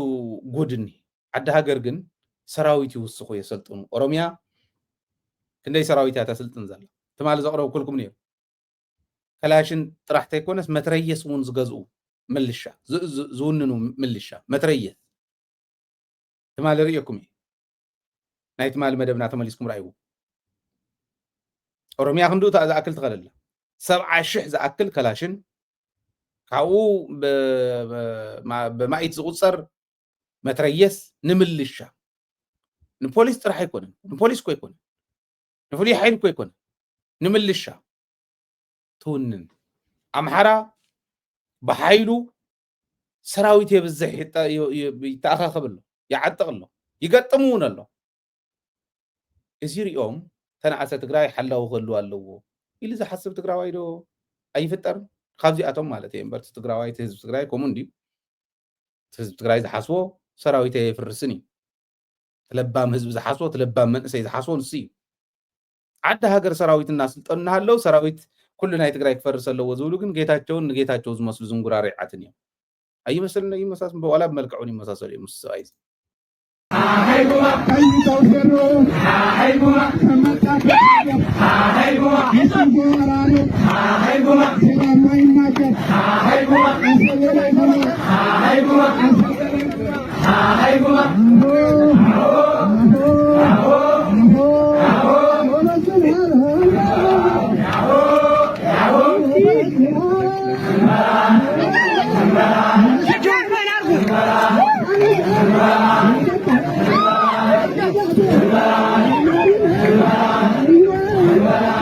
إذا حزت ريو وزلهم فانو أيو ودي يوم زولهم أبي أحمد أو دي نيون أبي كتود أم ودي أم خامبر تايز هون زلوا إثيوبيا زول كنا قرأكم يسنيه تزلوا بدن بنت فلتنا ينت تردينا يوم تاكن قبر كم زلنا خن فلتينا كم حزبي تستقرأ بز حزوان تدليون تأياه قبراز قبون تأياه زبل كن ردوا إينا إزين تفلتنا زيهم يوم تنفان زيهم حدا خباب زلوا فان نطرح بب غبابيهم زبلنا يفانو بزحي أفزل العدي يزقتم زلو أو يزرفرف زلو تسراويتو إزين دافرو يندهالو عد هاجر ጌታቸውን ምልሻን ፖሊስን ይዘድልያ ትግራይ ሰራዊት የለና ንክብል ጻድቃንውን ከም ክብል ወደ ሸብርውን ከም ክብል ከም ዝንጉራሪ ዓት ሕዝራኹም ዓይነት ኣይሙት ኣይጥዑ ዓይነት ሰባት ሰየው ዝወየበ ርእስ ዘለዎም ከም ክብሉ ትግራይ ምንታይ ናብ ምንታይ ዓዘቅት ናብ ከመይ ዝበለ ዓዘቅት ንኽተኣቱ እዮም ዝሰርሑ ዘለው ዝብል ተግባር ተረጋግጹሉ ንኽተረጋግጹ የዘርየኩም ዘሎ ፋኖ እንድሕርኩም ዚ ሃልዩ ጎረቤትና ኮይ ዓደም ሓራ ዋላት ናይ አብይ አሕመድ ሞግደፍዎ ዋላት ኢሳያስ ክመፀና ዝኽእል እውን ሞግደፍዎ ጎረቤትና ኮይ ዓደም ሓራ ኣብ ትሕተ መሓራ ኮይ ተመዲው እንህ መሬትና መሬት ትግራይ መሬት ትግራይ ኣብ ትሕተ መሓራ ተታሒዙ ኣምሓራ ከም ትትሪእዎ ዘለኹም ዓይነት ሰራዊት ናብ ዝሕተብ ትኸደሉ እዋን ሰራዊት የድልያን ትግራይ ዲ ዝበሃል ተሎ ጌታቸው ስለ ዝብሎ እምበር ዝንጉራሪዕ ይግደፍዎ ብዙሕ ዝረብሕ ሰብ ኣይኮነን ደቁ ተቃለስት ኣለዎ ባይዞ ክንመፀካ ኢና ክንሕዘካ ኢና ዝብሉ ኣዲስ ኣበባ ክንሕዘካ እውን ንራኸብ ኢና ዝብሉ ደቁ ኣለዉ ንሱ ግን ክሒዱ ኸይዱ ተም መሬት ትግራይ ዕትብቶም መሬት ትግራይ ተቐበረት ደቁ ግን ቃለሱ ኣለዉ ንትግራይ ከምዚ ዝበለ ጉዲ ገጢምዋ እኒህ ተዓዲ እንታይ ዝግበር ዘሎ ኣብ ኢትዮጵያ ማለት ብደንብ እውን ክንርድኦ ናይ ፋኖ ጥራሕ ከይመስለኩም እዚ ጦላይ ከሪአኩም እውን ቀኒ ኣነ ቅድሚ ዛ ዜና እዚኣ ምውፃኣ ትማል እንዲያ ወፅያ እዚኣ ኣብ ጦላይስ ከም ዝበሉ የጦላይ ከፍተኛ ባለሌላ ማዕርገኛ ማሰልጠኛ ትምህርት 10ኛ ዙር ይዝብለኩም ዘሎ ምልምል ወታደሮች እና የ27ኛ የባለሌላ ማዕርግተኛ ሰልጣኞች የምርቃ መርሃ ግብር በምስል ይልቅርበርኩም አነ ነጊረኩም እንዴ ተመለሱ ናይት ማል ናይ ብቅርት ማል ንራይዎ ቅድምን ሳቶም ዜና ምውፃኦም እተን ነዞም አውዚ ሰልጢኖም አውዚ ትሪእዎም ዘለኹም ሰልጠንቲ ሒዘን ክምለሳ ዝኸዳ መካይን ኣሪአኩም እዩ ኣብ ናይ ባዕለይ ኣካውንት እውን ለጢፈ እየ ኣብ ፌስቡክ ናይ ደደቢት ፌስቡክ እውን ተለጢፍልኩም ኣሎ ቀኒና ኢና ኣብ ዩቱብና እውን ኣሎ ክንሪአኩም ቀኒና ኢና ኦልሬዲ ከመይ ከም ንከታተሎም እውን በዚሁ ተረጋግፁ ትኽእሉ ኢኹም ኢትዮጵያ 20,000 ኣውፅያ ባይዞ ካብዚኣ ካብ ጦላይ ካብዛ ሕዚ ትሪእዋ ዘለኹም ማሰልጠኛ 20,000 أوزيا طلع يطرح تم كالوت ما سلطنيا مع خلاتنا إثيوبيا ككن دي يوصهم زلو رايو تايخ غورلهم سلاطا قسطا كعيتهم لساليسهم كتخللو كيكون كورلي نيرترا دي خور صنحلنا نمصنا يقح بحر زولو ابي احمد ونلو ناوديو ويش ناب تግራይ زومصو زلو لبام طرح يفلط ازينا تغبرنا هالو ኢትዮጵያ ሰራዊት ትግራይ ይፍረስ ዝብል ዲዲአር ይው ዲዲአር ዝፍጸም መጀመሪያ ናብ ስታትስ ኮ አንተ ምስተመለስና እዩ ናይ ትግራይ ንብረት ናይ ትግራይ ተመዛባሊ ኩሉ ዚ ምስተመለስ ድሕሪ ዝወፅእ ዝመፅእ ቱ ናይ ዲዲአር ጉዳይ ፀላእ እውን ምስ ወፅእ ካብ መሬትና ማለት እዩ ዲዲአር ዝበሃል ደንቆሮ እንተዘይኮይኑ ልቢ ዘለዎ ሕልና ዘለዎ ትግራዋይ ዘልዕሎ ይኮነ ኣብ ጎረቤትና ሰራዊት እናሰልጠነ ሃይለ ክንዲዚኣ ተኣክል ደሞ ዘላትን ክንዲዚኣ ፐርሰንት ንሰራዊት ይክኸፍል እየ ኢሉ ዝዛረብ ኢሉ ከምዚ ዓይነት ውሳነ ዝውስን ትግራዋይ እዩ ዘድልያን ትግራይ ሕዚ ዓዲ ሃገር እናስልጠኑ ንሕና ንቀነስ ከመይ ዝበለ ድንቁርና እንታይ ደኣ ገበርኩም እሞ ሰራዊት ዘየሰልጠኑ ፀኒሖም ትብልዎ ንምንታይ ዲና ከምኡ ንብሎም ፀላእ እንዳወረረና ከም እንዳመፀ እንዳሃለዎ እንዳፈለጡ ሰራዊት ዘየሰልጠኑ ፀኒሖም ማለት እንታይ ማለት እዩ ዝሰልጠነ ሰራዊት ይበተን እንዳባልካ እናባዓልካስ ዘየሰልጠኑ ፀኒሖም ክትብል ከመይ ዝበለ ርእሲ ክህልወካ ከሎ እዩ እዚና ክንሓስበሉ ዘለና ሕወሓትስ 9,000 ጻድቃን ባዕሉ ይብል ነይሩ 9,000 ፍሉይ ሓይሊ ሒዛ ፀኒሓ ኢሉ ሕጂ እውን ናብ 9,000 ከውርዶም ግን ዝተዛረበ ንሱ እዩ ሰራዊት ትግራይ መናእሰይ ትግራይ ንሕና ተሰዊእና በኣና የብቅዕ ድሕሪ ሕዚ ህዝቢ ትግራይ ክውረር የብሉን ኢሎም ክወፁ ከለው ናብ 9,000 ክመልሶም ይመለሱ ፖሊስን ምልሻን ጥራሕ ይኣኽለና እዩ ዝበለ ግን ጻድቃን እዩ ከምኡ ዝበለ ግን ጌታቸው እዩ ክሓምዩ ከለው ክወቕሱ ከለው ከፀልሙ ክደልዩ ከለው ካሊእ ፀረ ህዝቢ ትግራይ ክኸዱ ከለው ከዓ ካሊእ እዚ ብደንብ ልቢ ኢልና ንርአዩ ኣነ ይዛረብ ኣለኹ ማለት ተራ ዘረባ ገይሩ ክሪኦ ዝኽእል ሰብ ክህሉ እዩ ተራ ዘረባ ኣይኮነን መዝንዎ ትማሊ ሰራዊት ዘየሰልጠንና ስለ ዝፀናሕና ኢና ተጠቂዕናን ኢና ኣለና ሕዚ ዕጡቕ ሰራዊት ኣለና ብቑዕ ሰራዊት ኣለና ከይጎድል ከይደክም ተስፋ ከይቆርፅ ደሞዝ ከይስእን እዚ ንሕሰበሉ ንሕና ደገ ዘሎን ውሽጢ ዘሎን ይሕሰብ ናይ ትግራይ ትካላት ናይ ትእምት ትካላት ኩለን ተመሊሰና ህዝቢ ይመለሳ ድሕሪኡ ንሕሰብ ኩልና ሰራዊትና ነደላድል ውጋኣትና ንሓክም ኦኬ ይተሓከሙ ፅቡቕ ሕክምና ይርከቡ መንእሰይ እውን ኩሉ ዝሰልጠነ መንእሰይ ይኹን ናብ ልምዓት ንውፈር ሰልጢንና ስለ ንፀንሕ ግን ዝነኽኣና ካሊእ የለን ከምዚ ኢሉ ዝሓስብ መራሒ ዘይተምፁ እንታይ ኮንኩም እዮም እሱ ይኾን ዘለዎ እዚኣ ሓሳብ እምበር ዲዲአር ኢሉ ዝዛረብ ድሕሪ ሕዚ ፀረ ትግራይ ፀረ ህልውና ህዝቢ ትግራይ ንክጠፍኣሉ ዝደሊ ሰብ ጥራሕ ምዃኑ ክትሓስቡ ኣለኩም ብኡ ልክዕ እውን ክነዋርዶ ክንገጥመሉ ክንቃለሶ ኣለና ባህሊ እያ እዚው ከምዚ ኢሉ እንዳሃለወ ኣብ ክንዲ ህዝቢ ትግራይ ክስልጥን ኣለዎ ክውስኽ ኣለዎ ሰራዊትና ክነቅሕ ክጥንክር ዘመናዊ ሰራዊት ክኸውን ኣለዎ ክንዲ ምባል ሓራ መሬት እንዳበልካ ማንም ሽንታም ተጠራቂሙሉ ናብ ዘሎ ቦታ ሰብ ንክኸይድ መንእሰይ ንክታለል ምግባር ኣግባብ ከም ዘይብሉ ክትብልዑ ኢኹም ኣብኣ ዝኸድኩም እውን ኢለኩም ነይረ እንዴ ኣጋጣሚ ኮይኑ ክልቲአን ቃላት ሰሚረን ክትብልዑ ኢኹም ይብል ኣሎ ጀነራል ውድን ቤተይ እውን ስምዕዎ ሕዚ እውን ብቁሸታውያን ብዓሌታውያን ብናይ መንደር ዝሓስቡ ንዓ ዕጥቂ ሒዝካ ናብ ቁሸትካ ተበተን ዝብልኹም ከብልዑኹም እዮም ሓል የብልኩም ኣይኮኑ ካብ ምልእቲ ትግራይ ናብ ንእሽተይ ትግራይ ከእትውኹም ናብ ንእሽተይ ቁራስ ትግራይ ከእትውኹም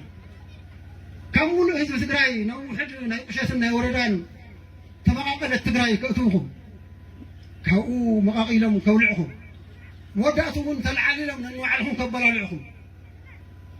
እቶም ናይ ደገ ክበልዑና ኣፎም ዘስፍስፉ ዘለዉ ከይኣኽለና ነንባዕልና ድማ ክንበላላዕ ናብዚ ክንዕደም ብቁሸት ክንስባኽ بخاوتك نقزع بخاوتك عشونا سنتين قال سنتين من الأخو كل شيء خلطة إنه نتقم هندلل نتقرأ يقول شيطان موت مولي سبحانه نازل وابا زي كار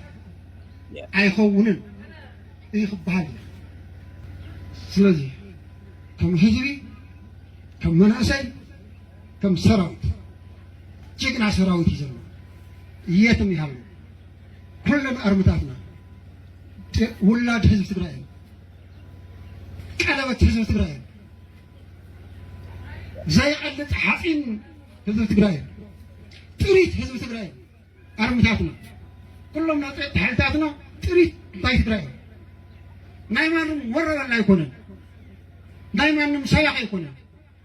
كم حانت تحسب كم حانت تعدي كم حدا هذا يحسب أتحسسها زمور حنبر زخافة في التحسسها كمور حان خجور حال زي فتح حنقول يزولو سلازي مالي أيتخبسنان لمون أيتخبسنان صباحون أين خبسن زي خبس صنعات زبل كم جزء أشحو ناي سجر مصحف وسينا أو زريا زي معسل يغني لي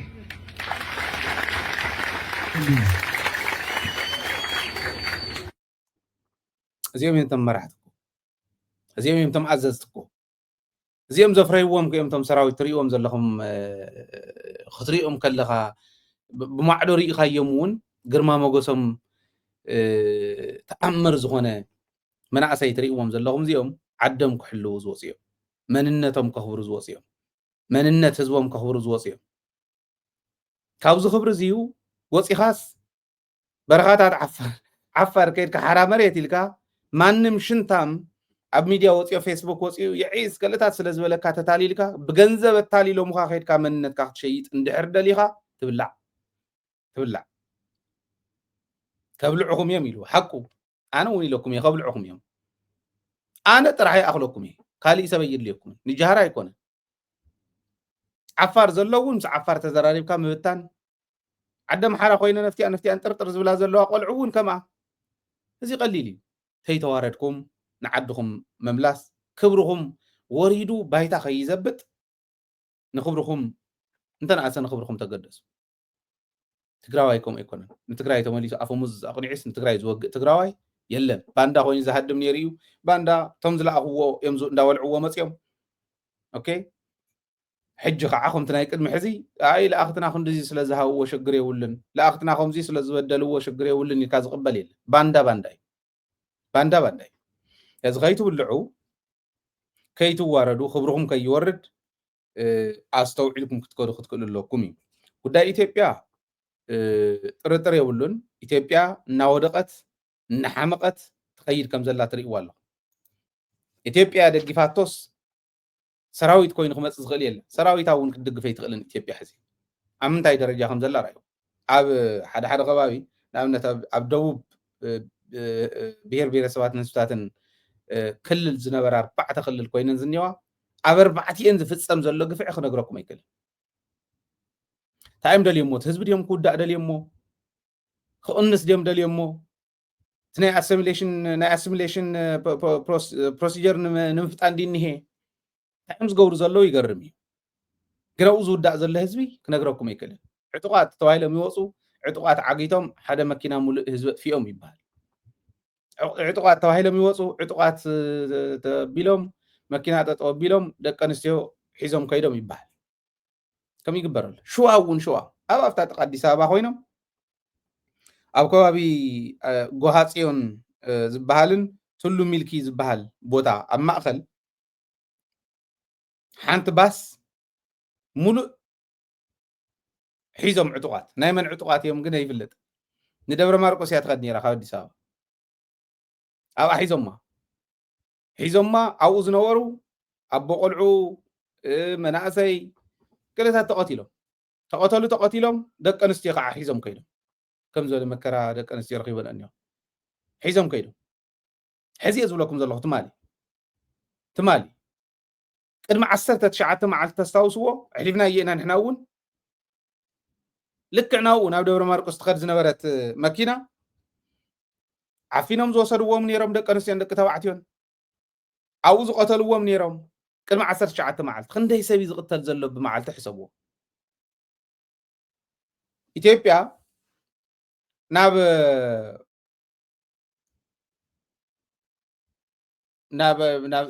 ናይ ኦሮሚያን ናይ ኣምሓራን ርክብ እናሸሓኸረ ዝኸደሉ ኣምሓራ ናብ ኣዲስ ኣበባ ክትኣቱ ኣይትኽእልን ኣብ ተባሃለሉ ኩነታት እያ ዘላ ኢትዮጵያ ኣያቱን ተዓፂሉ ንዑ ጥዕጡቃት ወሲዶሞም ሕዚ ዘሪፎሞም ዝበሃል ዘሎ መዓልታዊ ከምዚ ዓይነት ጉድ ዝፍጠር ዘሎ ንኣዲስ ኣበባ ኣይተኣቱን ይብልዎም ኦሮሞን ኣምሓራ ማለት እዩ ዝነበረ ሶሻል ፋብሪክ ተበጣጢሶም ዘለሉ ኢና ዘለና እዚ ምፍላጥ ኣድላይ ክንዛረብ እንተኮይና ክንትንትን እንተኮይና ክንመክር ክንምዕድ እንተኮይና ንባዕልና እውን ደይሊ እንሰርሖም ኣብ ማሕበራዊ ሚድያ ይኹን ኣብ ካሊእ እንሰርሖም ክርድኡና እንተኮይኖም ኢትዮጵያ ምንታይ ደረጃ ኣላ ምፍላጥ የድሊ ከም ዝበልክዎ ናይ ምዕጋት ናይ ምቕታል ደቂ ኣንስትዮ ምድፋር እዚ ዓይነት ተግባር ተራ ተግባር ዝኾነሉ ኦርዲናሪ ዝኾነ ማለት ዘይንወረሉ ዓዲ ኢትዮጵያ ከም ዝበልክዎ ኣምሓራ ናብ ኣዲስ ኣበባ ይተኣቱን ተባሂሉ ዝኽልከለሉ ዘሎ እዩ ትግራዋይ ከካብ ከባቢኡ ዝባረረሉ ንብረቱ ዝሕደገሉ ዝእሰረሉ ኢና ኒና ናይ ሓደ ትግራዋይ በዓል ሃፍቲ ነጋሽ ሃይለ ዝበሃል ናይ ጀነራል ምግበይ ሃይለ ሓዊ ኣብ ብሽፍቱ ዝነበሮ ኣብ ደብረ ዘይቲ ዝነበሮ ብሽፍቱ ማለት እዩ ደብረ ዘይቲ ኣብኡ ዝነበሮ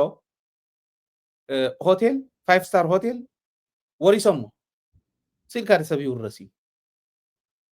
ወሪሶሞ መንበሪ ገዛውቱ ወሪሶሞ መኪንኡ ወሪሶሞ ካልኦት እውን ከምኡ ተወሪሮም ኣይተመለሰሎምን ማንም ሓተተሎምን ማንም ኣይረኣየሎምን እዚ ዓይነት መከራ ዝኸፍል ዘሎ እዩ ትግራዋይ እውን እዚ ንሕና ከምኡ እንድሕር ተኽፍለና ኢትዮጵያ እንታይ ኣለና ኣብ ኢትዮጵያ እንታይ ኣለካ ኣብ ኢትዮጵያ እዚ ኢና ክንሓስበሉ ዘለና ትግራዋይ መሬቱ ተወሪሩ ኣብ መሬቱ እውን ዘይነብረሉ ካልኦት ብሄራት እውን ተሳቂቀን በቃ ተሸምቂቀን ዝነብራሉ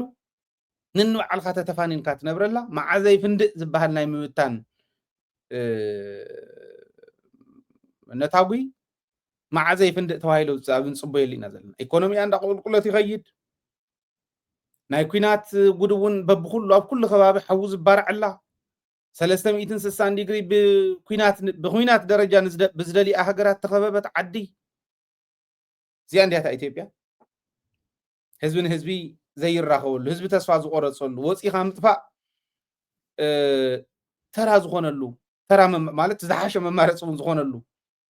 ኣብ ዓድስ ካብ ገዛኻ ወፂኻ ይምለስ ደኾን ይኾን ኢልካ እትፈርሓሉ ትሰግኣሉ ዓዲ እያ ኢትዮጵያ እዚኣ እንዲያታ ኢትዮጵያ ሕዚ እዚኣ ሒዞም እዮም ኩናት ዝደልዩ ዘሎ እዚኣ ሒዞም እዮም ሰራዊት ዘስልጥኑ ዘሎ ንትግራይ ክወሩ ሓሊፎም እውን ኤርትራ ክወሩ ይብሉ እዮም ኣብይ ኣሕመድ ምስ ኣክቲቪስቱ ምስ ስዩም ተሾመ ዝብሎ ጥራሕ ምርኣይ እኹል እዩ ባይዘ ኢትዮጵያ ምንታይ ደረጃ ኣላ ኢትዮጵያ እንታይ ትሓስበላ ዝብል ክርአ እንድሕር ደሊኹም ስዩም ተሾመ ኣክቲቪስት ናይ ኣብይ ኣሕመድ እዩ ኣብይ ኣሕመድ ኣብ ዘይዛረበሉን ስዩም ተሾመ ሰሚዕካ እንታይ እያ ትሓስብ ዘላ ኢትዮጵያ ምፍላጥ ይከኣል ባዕሉ ኣብይ ኣሕመድ ተዛረበን ኣስተውዒልኩም ተሪኢኹሞን እውን ንሰንየን ዝብላ ንኣብነት ናይ ቀይሕ ባሕሪ ጉዳይ ንርአዩ እንታይ እዮም ዝብሉ ቀይ ባህር ጉዳይ ለኢትዮጵያ የህልውና ጉዳይ ነው ብልጽግና ኖረ አልኖረ ይሄ ምክር ቤት ኖረ አልኖረ 130 ሚሊዮን ህዝብ ኢኮኖሚው እያደገ ያለ ህዝብ መለወጥና ከድህነት መውጣት የሚፈልግ ህዝብ ጫፉ ተሰምሮለት ተዘግቶ እስር ቤት ሊቀመጥ አይችልም። መን የስሚርዎ ጫፍ ናይ ኢትዮጵያ ኣብይ ኣሕመድ ኣብይ ኣሕመድ እኮ ናይ ምኒልክ ጣዖት ኣብ ቅድሚኡ ገይሩ ዝነብር ኣብ ቤተ መንግስቲ ናይ ምኒልክ ጣዖት ስታቱት ናይ ምኒልክ بأمني بقزع مزع صاريهم زسرحوه منيليك خم طاوت أو قدمي خفبيل زنبر أبي أحمد شافو تسمرولت يبلنا له منيليك زاس مرئيو باندا إلك هتأمن تشكيم كأني خاناي منيليك أوص أيوم مجمرة تتحساس بخوص كم غير كأحد تقول تقول مر كم هاي لسلاسية تقلل لغبها نيرتراون كسحبا كحزا نتحدون شافلي أخون برو خم إلك خيدي قال نعسرا حدن في الزمن تدون قرنو موزي ناي كيف حارب قداي نقدر في يكون نزوله كازلو كم تامن ليك أمم قوت غراين إيرتران نايت اللي يقدر قدا نايت اللي مندق نديقو سان لبام زفرسو سبز سانه نايت اللي يقدر قدا ننبعلنا ندا تبالعنا ننبرلو قبل عليه تقراي ጨፍጫፍ እንዳውረዱ ዝነብሩ ብንየገጽ ንስኹም ባኹም ዚሉ ዘቕመጦም ሰባት ከምቲ ተንኮል ናይ ምኒልክ እስከ ሕዚ ተሸንኪሩ ህዝቢ ፈላልዩ ህዝቢ እንዳበላልዕ ዝነብር ዘሎ ሙዕጂ ከዓ ንምግላጹ ብዘጸግም ጀኖሳይድ ኣብ ትግራይ ንኽፍጸመላ ዝገበሮ ውልድ ወለዶ ናተይ እውን ከምኡ ንኽገብሩ ሸንኪረልኩም ክኸድ ናይ ቀይሕ ባሕሪ ጉዳይ እዩ ዝብለካ ዘሎ ትርጉም እንድሕር ተረዲእካ ንሕና ዘይክንገብሮ ንኽእል ኢና ንሕና ሃለና ምክሪ ቤት ሃለወ ሃለወ ብዘየገድስ ባዕለይ ክሽንክራኤ ድሕሪኡ ዘይትፍታሕ ፀገም ሸንኪረልኩም ክኸድ ይብለካ ኣሎ እሱ ጥራሕ ከይመስለካ እዚ ቀሊል ዘረባ ኣይኮነን ቀሊል መደረ ኣይኮነን ብርግፅ ግን ንሱ ጥራሕ ከይመስለካ እንታይ ኢለኩም ነይረ ኣስታውሱ ኣብዘን ማለት ደጋጊምና ዘቕረብናዮ ስለዝኾነ ብደንብ ተስታውስዎ ኢኹም ናይ ዓፋር ሃገራዊ ኮንግረስ ዝበሃል ውድብ ፈጢሮም ኣለዉ ኦልሬዲ ተፈጢሩ ፀንሐ ግን ኣምፅኦም ኣለዉ ናብ ኢትዮጵያ ምምፅኦም ገሪሙን ንኸይመስለኩም ከምፅዎ ዘይግብኦም ፓርቲ ምዃኑ بإثيوبيا عين غونكم كتري وخلهم كمت زي جبوينير نمنتاي عفار كاب إثيوبيا جنسيله كاب إرتراون جنسيله كاب جبوتون جنسيله عفار تبهال هاجر كمسرتيه إلز خيد كونغرسي تناي عفار بهراو كونغرس بهال هاجراو كونغرسي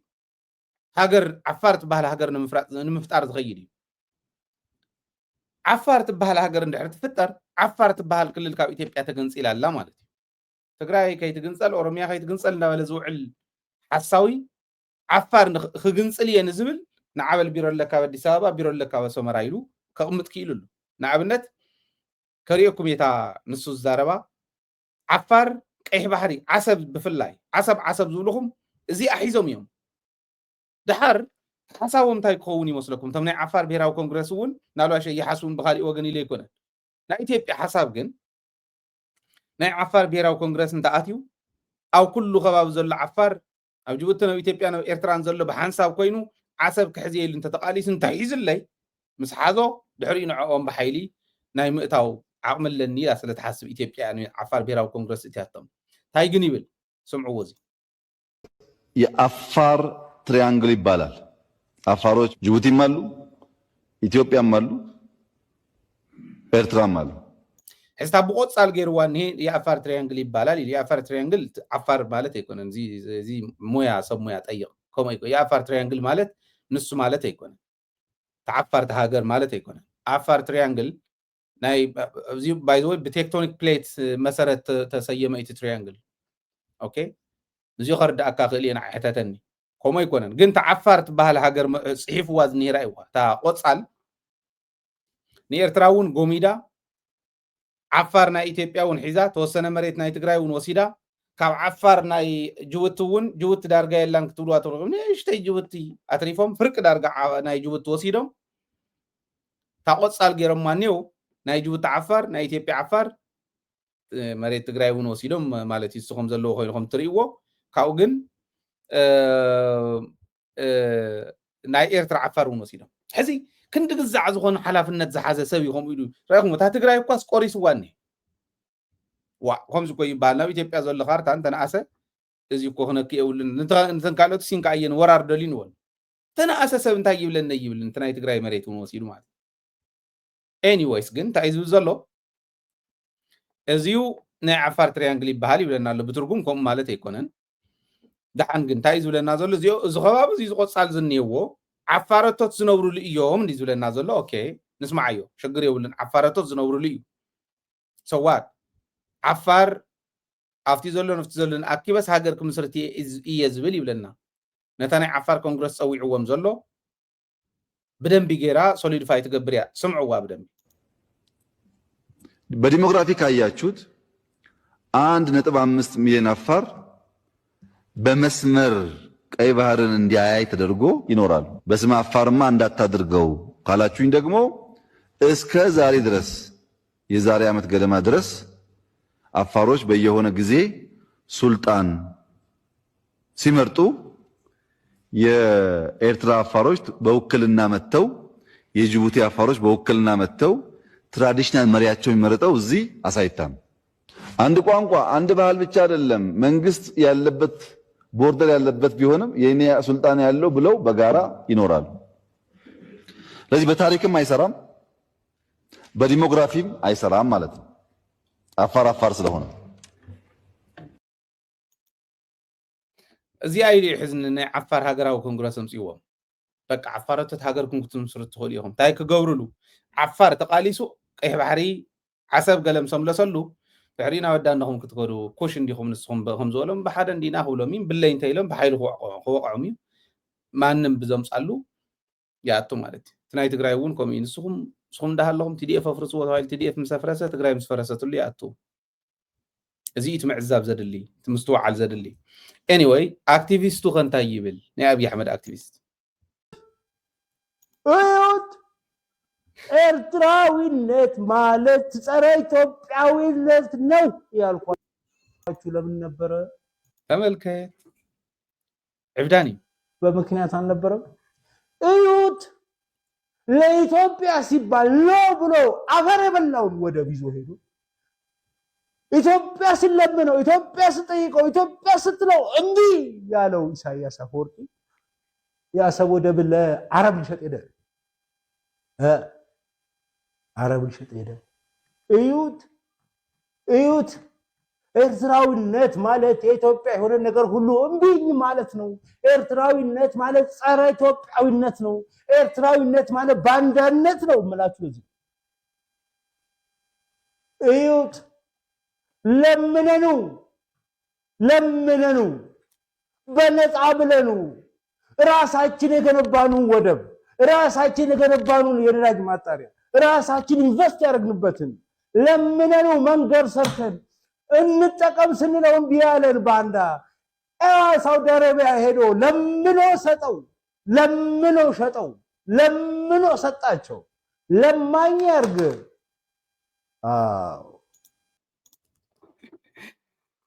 قرب زنانينا خون خلي anyway اتحسابهم نسي ኤርትራዊነት እዩ ዝጸርፍኒ ሃይለ ኢልዎ እንተዝኾን ሓንቲ ግዜ ጸላእቲ ናይ ህዝቢ ትግራይ 4 እዮም ኢለ በተሓሳስባ ደረጃ ኢትዮጵያውነት ዝበሃለ ተሓሳስባ ትግራይ ውሒጡ ክነብር ስለ ዝደሊ ኣምሓራውነት ዝበሃለ ተሓሳስባ ትግራይ ውሒጡ ክነብር ስለ ዝደሊ ናይ ትግራይ ታሪክ ስለ ዝወስድ ኤርትራውነት ዝበሃለ ተሓሳስባ ናይ ባዕሉ ዘይብሉ ግን ትግራይ ውሒጡ ክነብር ዝደሊ ሓው ናይ ባዕሉ ሓው ዝውሕጥ ድሕሪኡ ግን ናይ ባዕልና ሸለልትነት ኦኬ እዚአን 4 ጸላእትና እየን ጸላእቲ ህዝቢ ትግራይ እየን ኢለ ቅሚጠ ኣውያት ብኣውያት ኮይና ነራ ናይ ኤርትራውያን ሚዲያ ናይ ሚዲያ ትካላት ይኹና አክቲቪስትስ ይኹኑ ቀውጥ ገይሮም በቃ ኤርትራውነት ናይ ትግራዋይነት ጸላኢ ኢሉ ገለ ኢሎም ሃይለሆም ስለ ዝበሉ ኤርትራውነት ሲ ትግራይ ውሒጡ ዝኽነብር ዝደሊ ኣነ ትግራዋይ እየ ኢሉ መንነቱ ናብ ክብሩ ተመሊሱ ትግራዋይነቱ ዘምልስ ክኾን ነይርዎ ሕጂ ግን ሓድሽ መንነት ክሰርሑ በዓል ኢሳያስ ዘምፅዎ ትግራይ ውሒጡ ክነብር ዝደሊ ትግራዋይ ከጥፊ ዝደሊ ብተግባር እውን ዝረኣናዮ ስለ ዝኾነ ተምሓራውነት እውን ታሪክ ናይ ትግራይ ክብሪ ናይ ትግራይ ቅርሲ ናይ ትግራይ ወሪሩ ክነብር ዝደሊ እምበር ናይ ባዕሉ መሰረታዊ ዝኾነ ምስ ናይ ትግራይ ክወዳደር ዝኽእል ዘይብሉ ግን ትግራይ ክውሕጥ ዝደሊ ናይ ባዕሉ ክፈጥር ይኽእል ታሪክ ብኸይዲ ዝፍጠር ቅርሲ እውን ከምኡ ክፈጥር ዘይደሊ ተፈጠረሉ ክወረር ዝደሊ ካልእ ተሪፉ ጅግንነት ናይ ተጋሩ እኳ ዝሰርቁ ትግራይ በሊዖም ክነብሩ ዝደልዩ መሬት ትግራይ በብግዚኡ እንዳቆረሰ ምንታይ ወፂሖም ከም ዘለዉ ራእዩ ኢትዮጵያውነት ከዓ ንትግራይ ዓደ ትግራይ ዓፊኖም ሒዞም ዘድፍሩ መራሕቲ ዝመፁላ ትግራዋይ እንተዘይጠፊኡ ክነብር ኣይክእልን ኢሎም ዝሓስቡ መራሕቲ ዝመፁላ ዓዲ ስለ ዝኾነት ናይ ባዕልና ሸለልትነት ከዓ ናይ ባዕልና ሸለልትነት እዩ ንሕና ፀገም እዩ ከም ትሪእዎ ዘሎ ደንቆሮ ናብ ስልጣን የምፁ ዓሻዓሽኡ ከም ጌታቸው ዝበለ ሰብ ሓላዊ ጊመል ጌርካ እውን ኣሚንካ ክትልእኮ ዘይትኽእል ሰብ ናብ ስልጣን የምፁ ልያው ቆራዲድ ከም ጻድቃን ዝበሉ ዘይተንኮል ካልእ ተኣምር ዘይፈልጡ የምፁ ናብ ስልጣን ይኹን ድሓን ሸለል ከምዚ እንዳበልካ ይኽየድ ኣብ ክንውስነሉ ዝግባአና ኣብ ክንሰርሓሉ ዝግባአና ዘይሰራሕና ክንከይድ ይግበር ሸለልትነት ማለት ንስ እዩ ጽባሕ ንጎንታይ ክመፀና ከም ዝኽእል ፕሮአክቲቭሊ ኣሟዕዲኻ ነገራት ዘይምርኣይ ሸለልትነት ማለት ንስ እዩ እዚ ብምግባርና ብሸለልትነትና ንውቃዕ እዚአን ኣርባዕቲአን ናህና ናይ ተጋሩ ፀላእቲ እየን ኢለ ኣቕሚጠ እዚኣ ምሰልኩ ኣውያት ግደፉ ባሕሪ ምስ በልና እውን ኣውያት ግደፉ ዘቕረቡናዮ ይርእዩ ጥራሕ ትርእሲ ሪኦም እዮም ዝእውዩ ኤርትራውነት ዝበሃል ግን ባንዳ ገይረ ኣቕሚጥዋ ስዩም ተሾመ ባንዳነት ነው ምንም ሃይለ ዘቕርባ ዘለኹ እምበር ናይ ኤርትራ ሚድያ ዝበሃል የቕረባን እዚኣ ኣይበልዎን ኤርትራውነት መንነት ኢሎም ድሕር ዝሕዝዎ ኮይኖም መንነት እንተኮይኑ ናይ ባሓቂ መንነትና መፂኻና እንዲ ዝበሃል እዩ ባሕሪ ክብልኹ ንሶም እውን ኣይነኽእዎም ሃይለ እንተኢልዋ ግን እውይ እዮም ዝብሉ እውይ እንታይ ዓይነት ዓዚም ከም ተገበረሉ ኣይፈልጥን ምስ ሓው ዘባእሶ ኣብ ትግራይ እውን ኣሎ ባይዘወይ ኤርትራ ውሽጢ እውን ንባዕሎም ከምኡ እዮም ኣብ ትግራይ ውሽጢ እውን ከምኡ ብፆቱ ንዒቑ እዩ ምስ ኣብዪ ኣሕመድ ተሸጒጡ እኒሄ ጌታቸው እውን ካልኦት እውን ከምዚ ዝበለ ከመይ ጌርካ እዩ ዝፀረግ ብደንቢ ክስራሓሉ እዩ ዘለዎ ኤኒዌይስ ግን እዚኦም እዮም እቶም ዋና ክንስራሓሎም ዘለና ኢለ ንክቕርብ ደልየ እዚ ለክዛዝም ናይ ሎሚ መደብና ሕጂ እውን ደደቢት ሓግዙ ኣብ ውሽጢ ዓዲ ዘለኹም በዚ ሓግዙና እቲ ሚድያ እዚ እንዳሰፍሐ ክኸይድ ስለ ዘለዎ ስቱድዮታት ክሃንፅ ስለ ዘለዎ ጋዜጠኛታት ክቐፅር ስለ ዘለዎ ክሰፍሕ ስለ ዘለዎ ናይ ግድን ምሕጋዝ ኣድላይ እዩ እና ትሕግዙና እዩ ዘለኩም ክብል እየ ኣብ ደገ ዘለኹም ከዓ በዚኣ ክትሕግዙና ብርግፅ ከቕርቦ ከለኹ ንሕገዝ ዘለና እዩ ዝመስሎ ሰብ ረኣይዎ እቲ ጎፈንድሚ ናህና ረኣይዎ ኸይዱ ውርደትኩም እዩ ጎፈንድሚ ናይ ደደቢት ዝኣክል ሚድያ ጃያንት ሚድያ ብመትከል ዘይደራደር ሚድያ ህዝቢ ትግራይ ዝመስከረሉ ሚድያ ተዘይሓጊዝኩም ንሃይለ ይኮነን ፀገም ሃይለ ይነግረኩም ኣለኹ ሰርሕ ኣለኹ ተግባር ይልምነ ይኮንኩን ዘለኹ ንባዕልካ ንህዝብካ ኢልካ ሓግዝ ኣይሕግዝ እንተኢልካ ከዓ ደደቢት ኣይወደቕን ምውዳቕ ክንፈተን ንኸውን ግን ክንሳገሮ ኢና ምንም ጠረጠረ የብሉን ጎፈንድሚ ራእይዎ ከፍ ኢለው ክርእይዎ ከለዉ ንፀላእቲ ዓብዪ ኢንፑት እዩ ዓብዪ ሓጎስ እዩ ዝፈጠር ደደቢት ኣይተሓገዘን እንደደቢት ቻሌንጅ ዝገበሩ ናይ 11 ቻናል ዘጥፋእናሉ ኣይተሓገዘን ይሄው ህዝቢ እኳ ይሓገዞን ኢሎም ንክዛረቡ ይገብሮም ይኸውን እምበር ኣባና ብርግፅ እንድሕሪት ኣይመልሰና ምንም ጥርጥር የብለይ ኣይንምለስን ቻሌንጅ ግን ከጋጥመና ይኽእል እዩ ከምቱ ሕዝቡን ዘጋጥመና ዘሎ ማለት እዩ ለዚ እዚ ሓሲብኩም ክድግፉና እየ ዝፅውዕ እዚ ኢለ ናይ ሎም መደብና በዚ ክንዛዝም ኢና ሰላም ሳኹም ሰላምን ዓወትን ከዓ ምስ ጅግና ህዝብና ክኾን ትምኒተ እዩ ትግራይ ትዕወት ምዕራብ ፀሓይ ታሪክ ዝሸልማ ምብራቕ ፍትሒ ደደቢት ዝሽማ ፀሓይ ዘይቲ ዓርባ ኩሉ ሻዕ ንጎሆ ናይ ሰብ መትከል ሚድያ ደደቢት እንሆ ምስረታ ሃገረ ትግራይ ዝረጋገፅ ብእኒ ምስርተን ትካላት ዳእምበር ኣብ ዓዲና ብንርኤን ናይ ዓዲ ሃገር ትካላት ይኾና ሃየ ትካልና ንሓግዝ እምበት ዝዓመመት ውራይ ስለዚ ደደቢት ክትዕንበብን ክትዓቢን ሽርሕል ፀላትና ክፅልምፅን ደደቢት ንሓግዝ ኣባላት ደደቢት ንኹን ደደቢት ሚድያና ልሳን ህዝብና ደደቢት ቲቪ ብዓወት ክኽምበት ዝዓመመት ውራይ ደደቢት ሚድያና ሚድያ ህዝቢ ትግራይ ደደቢት ሚድያ ህዝቢ ትግራይ ደደቢት ሚድያ ህዝቢ ትግራይ